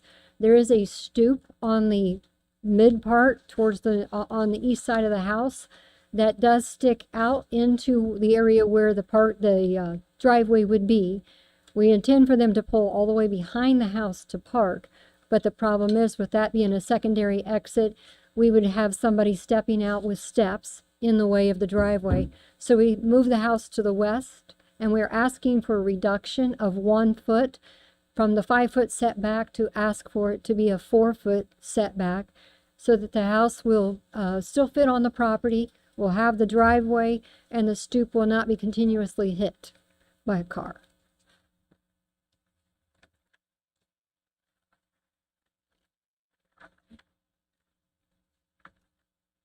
Anybody have any questions of the applicant? Seeing none, then you can have a seat then, please. Anybody wishing to speak in favor of BZA 68-26?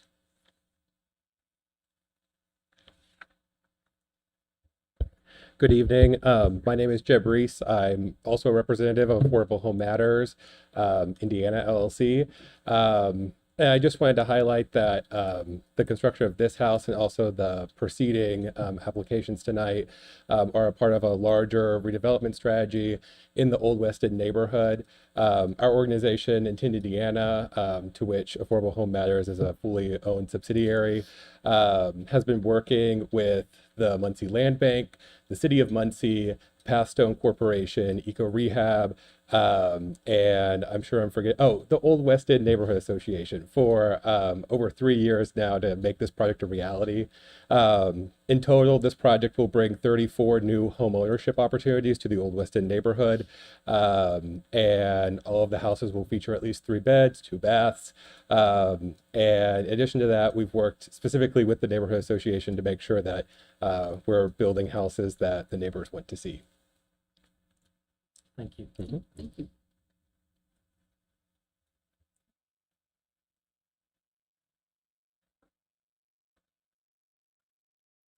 Hi, I'm Brandon Lane. I am the Deputy of Community Development Programs for Pathstone Corporation, and as Jeb said, we've been working with them and the whole gamut of partners. And our director, Annette Phillips, was not able to be here tonight, so I'm here on her behalf. And we have just a letter of, I don't know, not support. There we go. Couldn't think of I'm on the spot here. And it just, I can give you a copy of it. But it just reads that, you know, we're in full support of all of the different projects that they are presenting this evening, and you know, home ownership is a very effective way to stabilize and strengthen communities, and these I believe all the ones tonight are home ownership, for home ownership. And you know, we've seen firsthand the positive economic impact through thoughtful new development, and the impact it can have on neighborhoods. So we are in support of this and the following.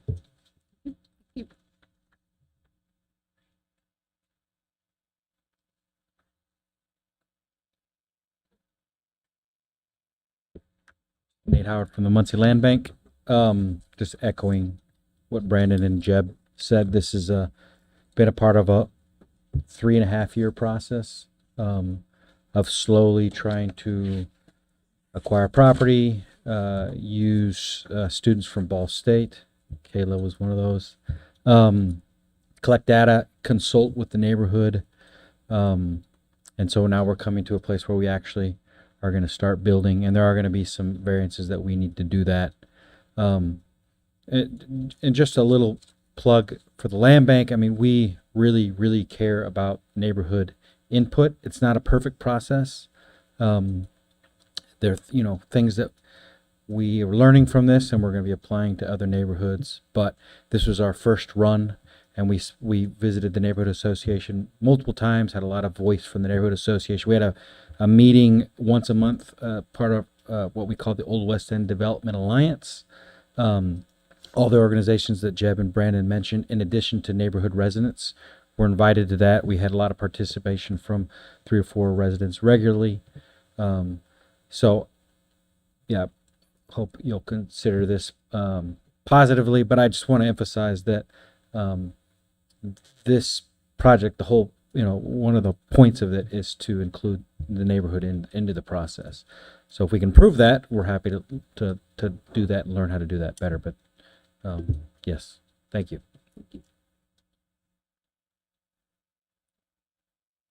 Anybody else wishing to speak in favor of this request?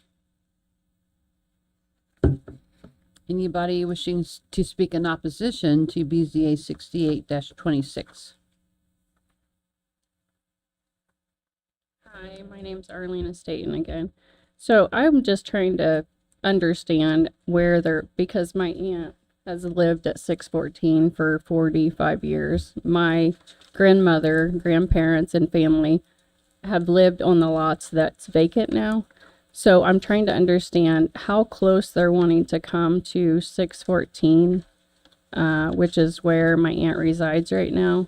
And she's the only property in that area. There's like 1, 2, 3, 5 parcels, I think, and she's the only structure that's left there in that area. So our concern was them being too close to her property line, which would be the east. Yeah, the required setback there is 5 feet, and they are asking to be 4 feet. So Okay. they're asking to be 1 foot closer than the 5 foot minimum. Off the property line. And it on the property line for Howard, which is behind them, or I'm sorry, Garkey is behind their property line. I see that, so are they asking for the same thing with the 4 feet there too? That means 25 foot, right? So the only request is for that 4 foot. So everything else, they have indicated that they will be able to meet the other setbacks. Okay, thank you. Yes.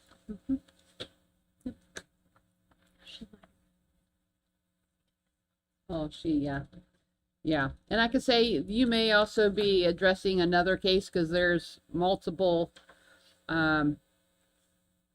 requests by this particular group. So that might also be another property, but Well, when I talked to them, I was asking them because there's trees that like we have to fix our house rehab, and there was trees hanging over. Okay, sure. And stuff, so they said they have sold that whole area Okay. to.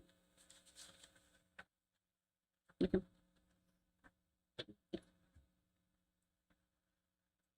I don't think, 'cause I think I answered the question. I don't know if there's anything that you as the applicant wanted to address as to her concern.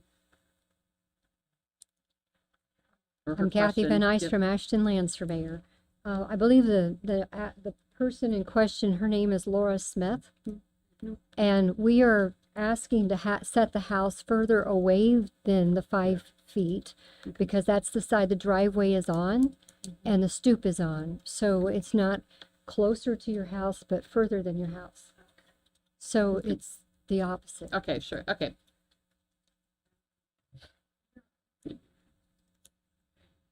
Okay, then, the chair would entertain a motion then. I'd make a motion to approve BZA 68-26 as presented. Second.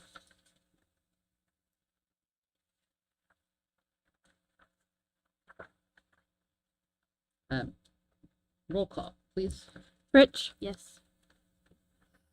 Hines, Yes. Knapp. Yes. Billington, Yes. Mathewson. Yes.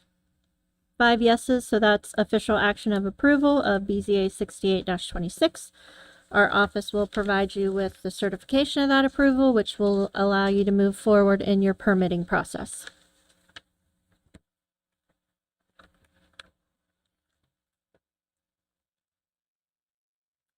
BZA 69-26, Jurisdiction, Board of Zoning Appeals, being a public hearing on the matter of an application filed by Affordable Home Matters Indiana LLC and Muncie Land Bank, requesting variances from the terms of the City of Muncie Comprehensive Zoning Ordinance to allow a reduced side setback and reduced building width for a proposed dwelling in a residence zone on premises located at 542 South Garkey Street and 624 West Power Street, Muncie, Indiana, as more accurately described in the application. Good evening. My name is Kathy Van Ice from Ashton Land Surveyor at 325 West Washington Street. The property we're talking about on this one is on the corner of Garkey Street and Power Street. And we are asking for the, when you're on a 2 street on a corner like that, you have what's called a double front. The first front is 25 feet, the other front side setback is 20 feet. That is making the property almost not buildable because we're only 40 feet wide in the first place.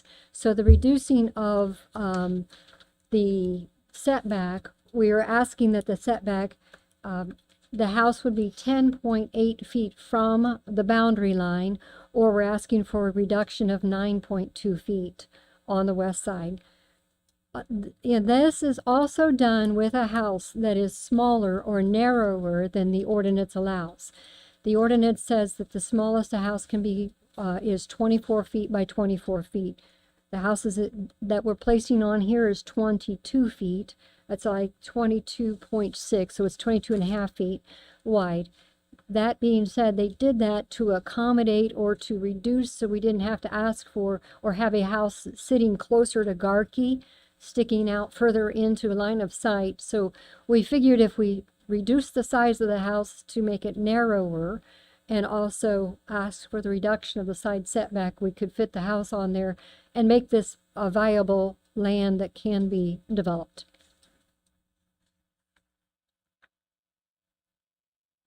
And I will add, and I just now thought of it, this platted subdivision was done prior to this current ordinance, and we can't get the 55 feet per lot width that's required. I think we have an 1800s plat that we're looking at.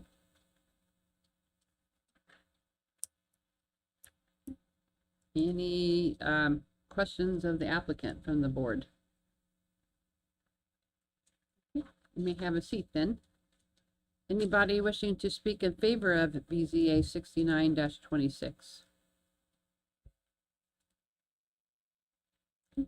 Seeing none, anybody wishing to speak in opposition to BZA 69-26?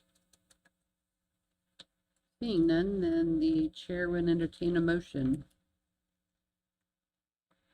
I would move to approve BZA 69-26 as presented. Second. Have a motion and a second. Roll call, please. Hines, Yes. Knapp, Yes. Millington, Yes. Fritsch, Yes. Mathewson. Yes. 5 yeses. That is official action of approval of BZA 69-26. We'll provide you with that certification. This will allow you to move forward with your permitting process.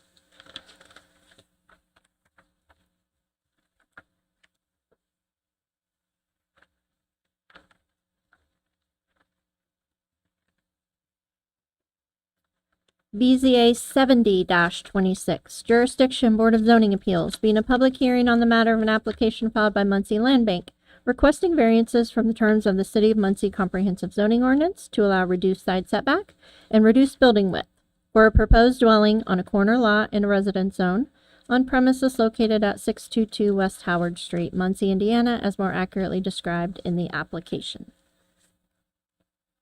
Again. My name is Kathy Van Eyser from Ashton Land Surveyor here at 325 West Washington Street. I feel like I could just repeat what I just said a second ago, but I'll try not to be too wordy. Garkey and Howard instead of Garkey and Power is where we are this time. With this being again, we have asked for a reduced side setback, which would be the second face on Garkey. Again, the side setback would be front setback would be 20 on the second road. And this time we have the house being set off the side of 12.83 feet, meaning that we have 7.17 feet of a variance they're asking. The house itself is not, again, wide enough. It's not the 24 feet per ordinance. We went with a 20-foot wide house to be able to try to fit it on the premises. Again, this is something that was reduced and set on a property that was only platted at 38 feet wide originally. Instead of the 40, we've even lost 2 feet here. So this is about as small as we can get, I think, on a piece of land. They are trying to rehab this area. We are, as you've already heard, this is again in the historic district, and they are trying to work with it to keep it fitting the historic district. So if I'm reading this right, there's only 5 feet between you and the property line to the east. That is the setback. Yes, we're right up against that.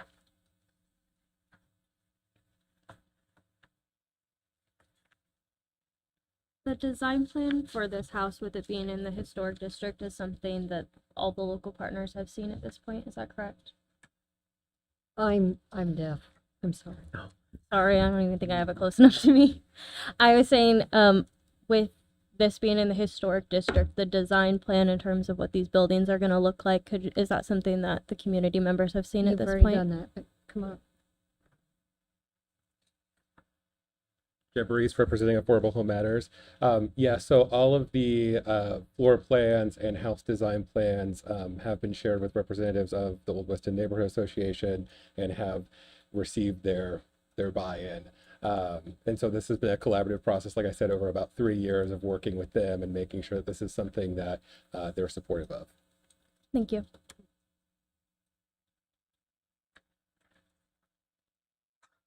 Any other questions of the applicants? Seeing none, you may have a seat then. Anybody else wishing to speak in support of BZA 70-26?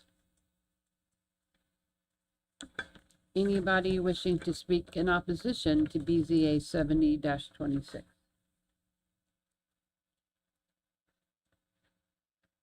My name is Matthew Miller. I really just have questions. I think that I've seen that you have some pictures that I sent. Yes. I'm curious about the plan because I wasn't at any of those meetings.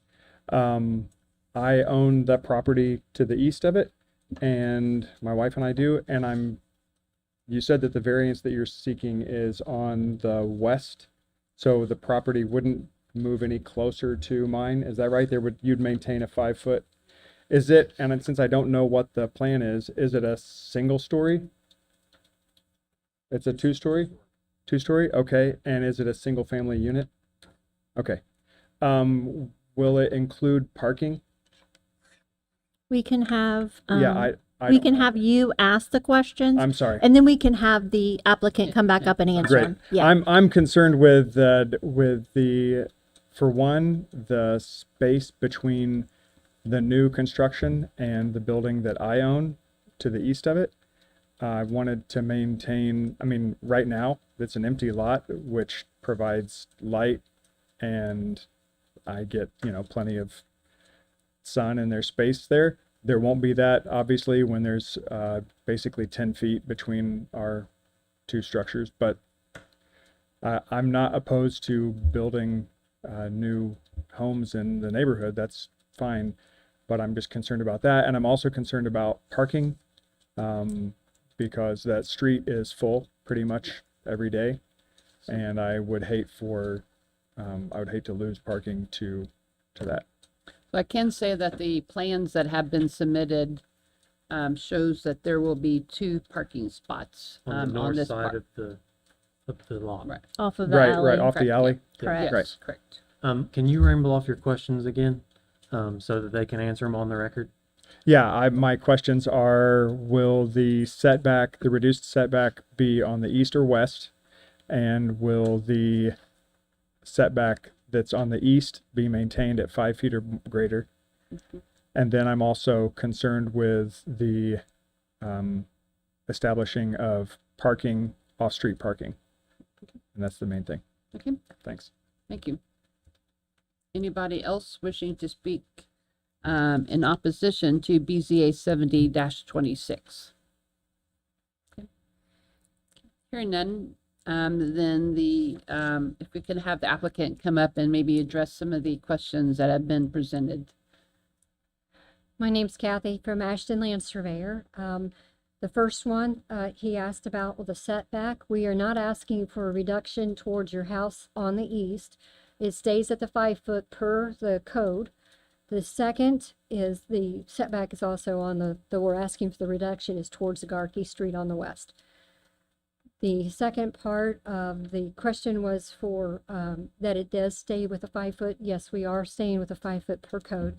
The third question was about parking.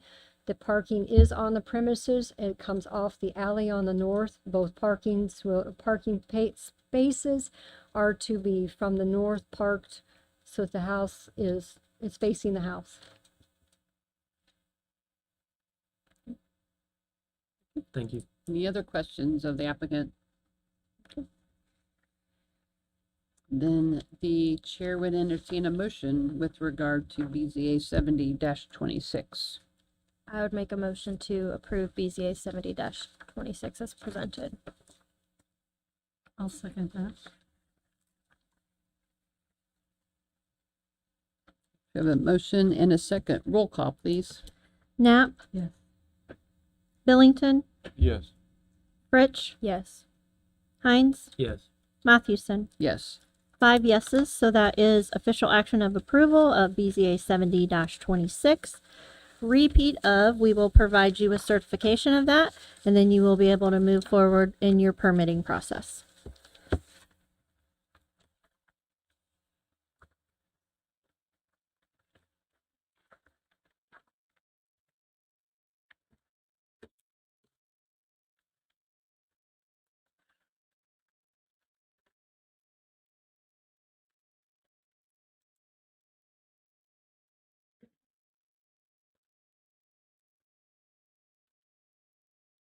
If we can have those who are, we have a little bit more of our meeting. So if you would like to step outside so we can finish our meeting here, thank you. Okay, I have a couple things for you guys this evening. So I have our normal report here. We are looking at 559 permits so far this year. Tom Bouch has completed 955 inspections so far this year. This is through the end of July. Our office has completed 80 plan reviews, site plan reviews. Committee meeting cases heard, Through the end of July, we are at a total combined with BZA, Plan Commission, Plat, Subdivision, and VRC at 76 cases. I did want to note that you guys may have noticed your minutes looked a little bit different this month, and we want some feedback on what you guys thought of those. They were a lot. Brandy used her time a lot more efficiently in doing those minutes. And we thought maybe you guys would also like the fact that you get all the information and maybe a shorter form. So we just wanted to get some feedback on if you guys like that format. Very good. Okay. It was a change, but yeah, I can get used to it. Okay. You're the newest guy. You can handle it with the change. Yeah, I think it new process that saved her hours of Well, good. going back and typing and listening to the recordings. So yeah. Good. Here you go. I'm gonna see. Yeah.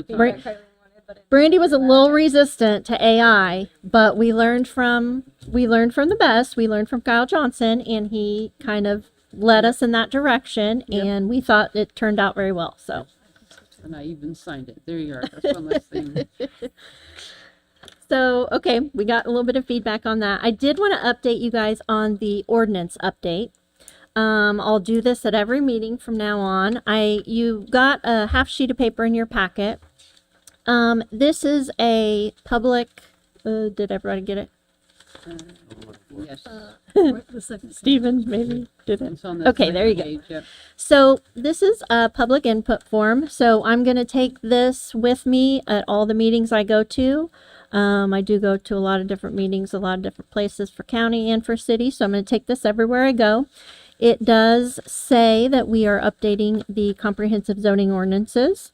It does provide a link to an online submission form that we've added to our website, so people can go straight to the website and submit some comments throughout that whole process. Provides my email for any email submissions, and then does provide this form for any paper submissions. It also lets people know there will be several public meetings that we'll be announcing, so to keep an eye out for that. So just wanted to give you an example of that. Where were those? Well, oh my gosh, where will those meetings be once they're set? Be announced? Not for sure yet. We are holding stakeholder meetings and the advisory committee meetings. I have planned to hold those at the Innovation Connector. But as far as the public meetings, not quite sure on the location that we'll use yet. Okay. So to be determined. Down the road a little bit, but I'm just not aware of how the process works. Does this have to get approved by the Plan Commission? Does it come to us at all? The ordinance will not come to this board. It will go to Plan Commission for a recommendation, and then ultimately the cities will be approved by City Council, and the counties will be approved by the county commissioners. Okay. So there's that. Also attached is a update as far as what's been going on so far during this first month, 2 months. I have had weekly check-ins with our consultant, American Structure Point. They're currently in the educate phase where they are looking at our current codes or looking at our current ordinances, looking at our current codes too. They're making annotative outlines and land use tables. They are doing a legal review to make sure that, what is in compliance with state law and federal law, because those have changed since our ordinance was enacted. So that's kind of where we're at in that and where they're at in that process. I am compiling a list of stakeholders. So I do need people in all of these different groups. So if you know of anyone, please refer them to me or give them my contact information.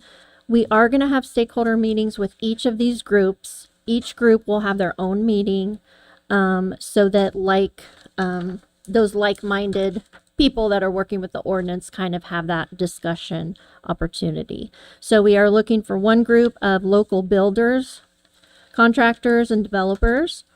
We're looking for a group of design professionals such as engineers, architects, planners, surveyors, economic development group, nonprofit neighborhood association group, Community Foundations, Housing Authority, Land Bank group, and then an agricultural group. So please put the word out to anyone you know that may be interested in participating in one of these meetings. The stakeholder group will be a one meeting, one and done kind of meeting. So they will meet one time and kind of get all that discussion out. We have dates set here. I'm going to say tentative, but they're pretty much locked in. Tuesday, September 22nd, Wednesday, September 23rd are going to be the two dates that we're going to be holding the stakeholder meetings and the advisory committee meetings. The next day, September 24th, American Structure Point will be doing some site visits. So they will actually come to the area and visit. They want to do about 10 locations that we give them that are locations that we would like them to see in our community. Not necessarily where development has been completed, but like, for example, the industrial zone. We would want them to see that because that's an area where more things could happen, where zoning is very important. So we need to come up with key locations to give them. So if you have any suggestions on that, I have working lists of all this stuff, but I want input as well from everyone. So let me know if you have any ideas on that. When is a good time to have these comments, like online submissions or paper submissions to you? So those can happen throughout this whole process. It's going to be about a year before we're done with this. Now, obviously, we want the input in the beginning portion of this before they've started drafting the ordinance, but we will accept comments throughout the whole process. Okay. Yeah. And I guess is some of like what we've been like repeated things, is that something that we should submit, or is that something your office has already committed or has it down? Like, for example, height restrictions, is that something that you're keeping track of, or is that something we as a board should submit to you? Yeah, my recommendation would be just to voice any of your thoughts, concerns, comments, but we have provided them. One of the steps in this educate phase is to gather all the information on the cases that we've heard. I think we did the last 10 years maybe, and we collected all the information on that. So they do have a spreadsheet of the different types of cases that we've heard, because that's something they're looking at. Any other questions on that? Okay. The next couple of papers go over, the second paper, well, the first paper says HOSA hearing officer summary. So this is what I want to have a discussion on. So currently in the Plan Commission Rules of Procedure, there is a section, Article 10, Section 10, entitled Hearing Officer. And basically what it says, and it is following an allowance by Indiana Code, it allows for the establishment of an alternate procedure under which there can be a more expedient disposition of certain matters that would otherwise be heard by the Board of Zoning Appeals.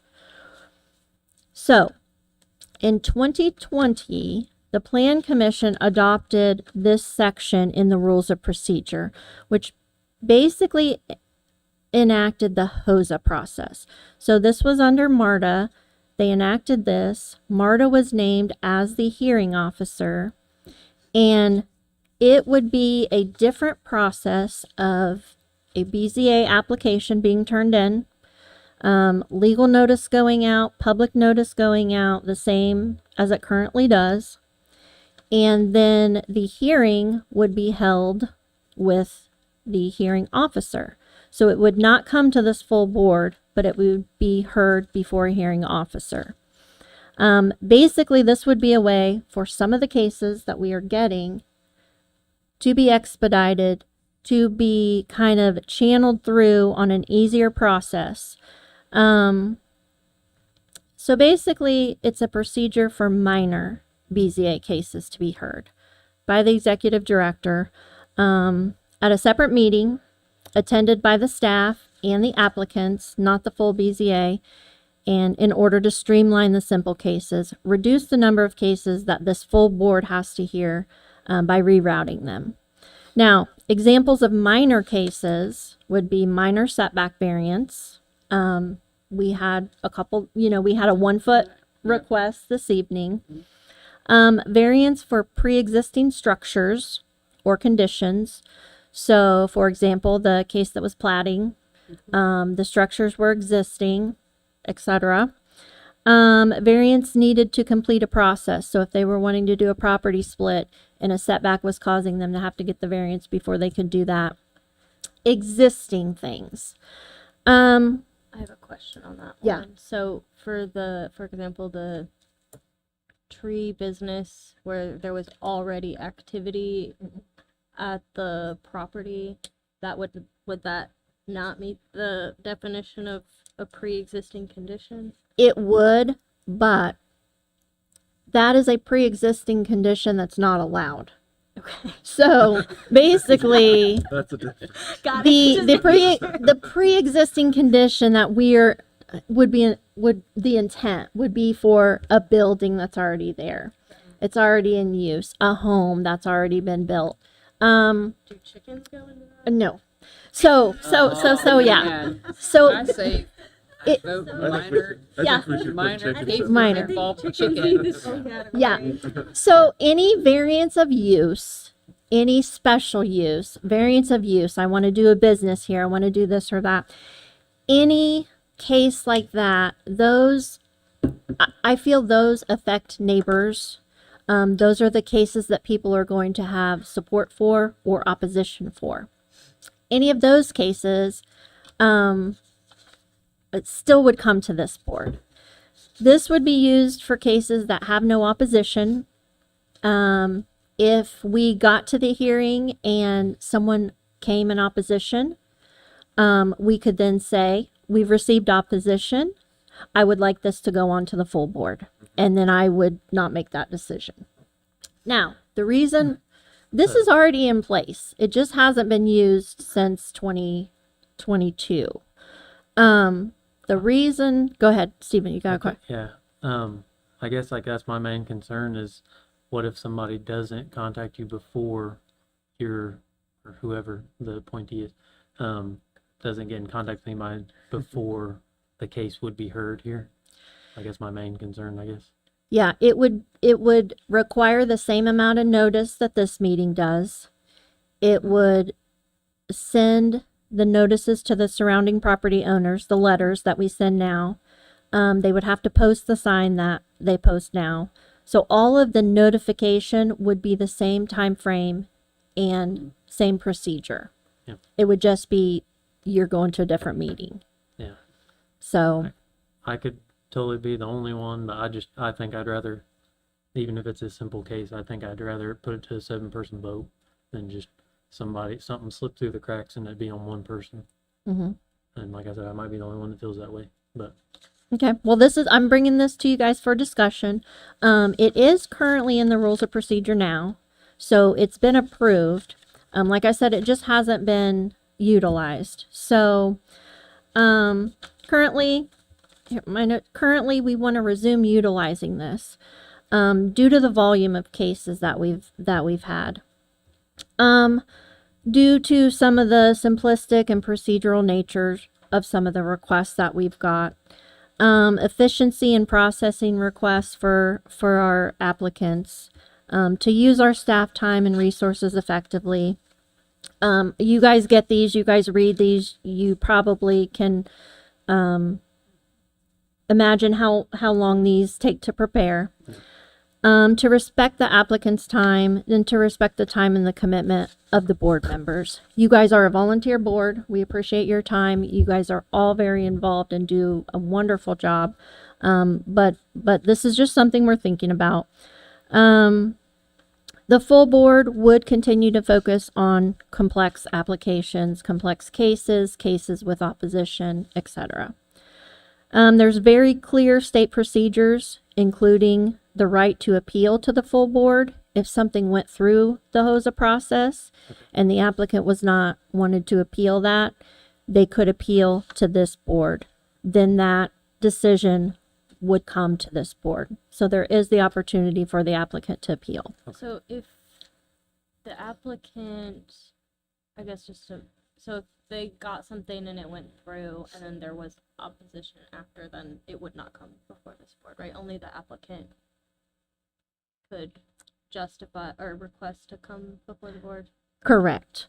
Yeah. What if opposition wanted to come before the board? After the fact, Yeah. Well, she said that if there was any opposition whatsoever, it then has they would to- have to yeah, come here. Okay, yeah.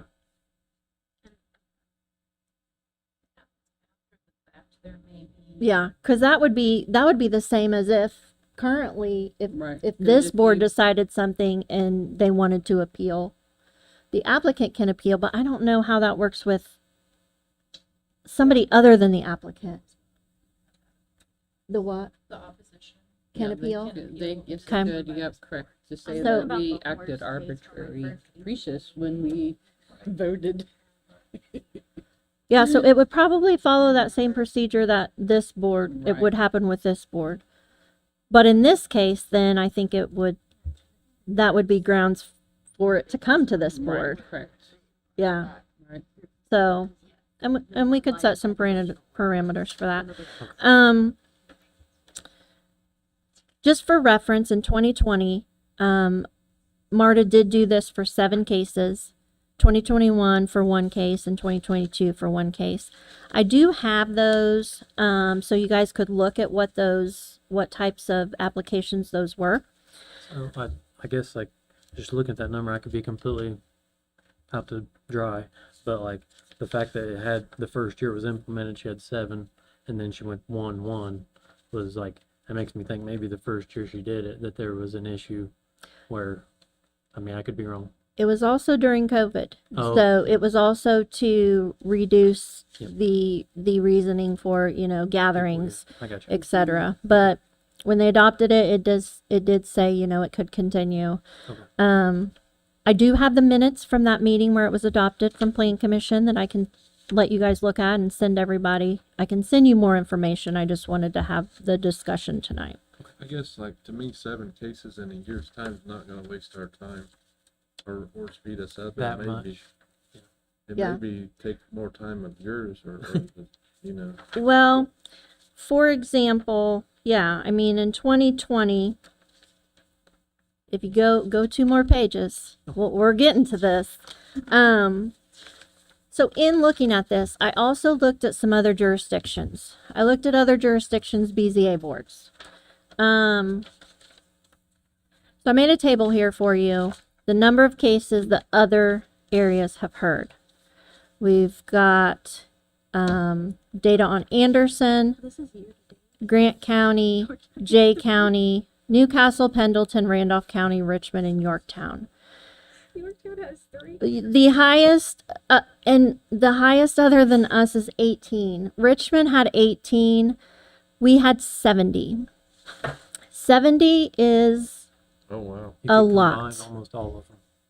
And even in talking with the consultants that are updating the ordinance, when they heard that, their eyes popped out of their head. I do think it's due to our ordinance being so old. Right. So updating should Right. minimize a lot of this caseload. Like- There's several factors. So I guess one of my questions is, because I know a lot of them are now enforcements. So now we're getting, like all of the chickens. I've had these chickens for 5 years. Yeah. Now all of a sudden the building commissioner is going and giving ordinances. So now all of a sudden things that have been in existence for years are now coming to Yeah. us. So I think some of that contributes to these numbers too. Yeah, and we've had some things where it's one area where Tom has seen chickens, and therefore it's like Yep. this person has chickens too. So then they turn in their neighbor, and then Tom sent out 70 letters on chickens to an entire area. So that contributes to it too. So there's several contributing factors, but overall, the difference between all the other surrounding BZAs, Yeah. all the research I've done compared to 70 cases it's not a little difference, it's a lot. Our cases, I did put a little table on there to show you that the past 10 years, the numbers. So, I mean, back in 2015, there was 49 cases, but it has been steadily increasing. So I think several things are going to help with this, Yeah, I but think our zoning ordinance will help a lot. yeah. And we did, Everybody's building buildings now, Mhm. and they didn't build buildings then. So, I don't know. Maybe good to, I don't know if it would help you, or you're probably going to already search that, but it can tell you like how many of these have been chickens, how many of these have been building sizes, because I think some of that will show that it's mainly our zoning ordinance being so old and not reflecting the current times. yeah. And I did include a couple pages on what types of cases the other areas heard. I only found 2 in the whole group, guys, with livestock. But anyway, that's just information from you. I just wanted to have a discussion about it and get your There- thoughts. There are probably a lot of farmers on their board. And we did very, very good on time this evening. Yep. But you guys all know that we've been here till 10:30 nights, and I know you guys are all willing to do that because you have, and we appreciate that. But this is just an We understand. We appreciate you and all of the board, Yeah, all the your work. staff and Yep. and all the work that you guys have put into it.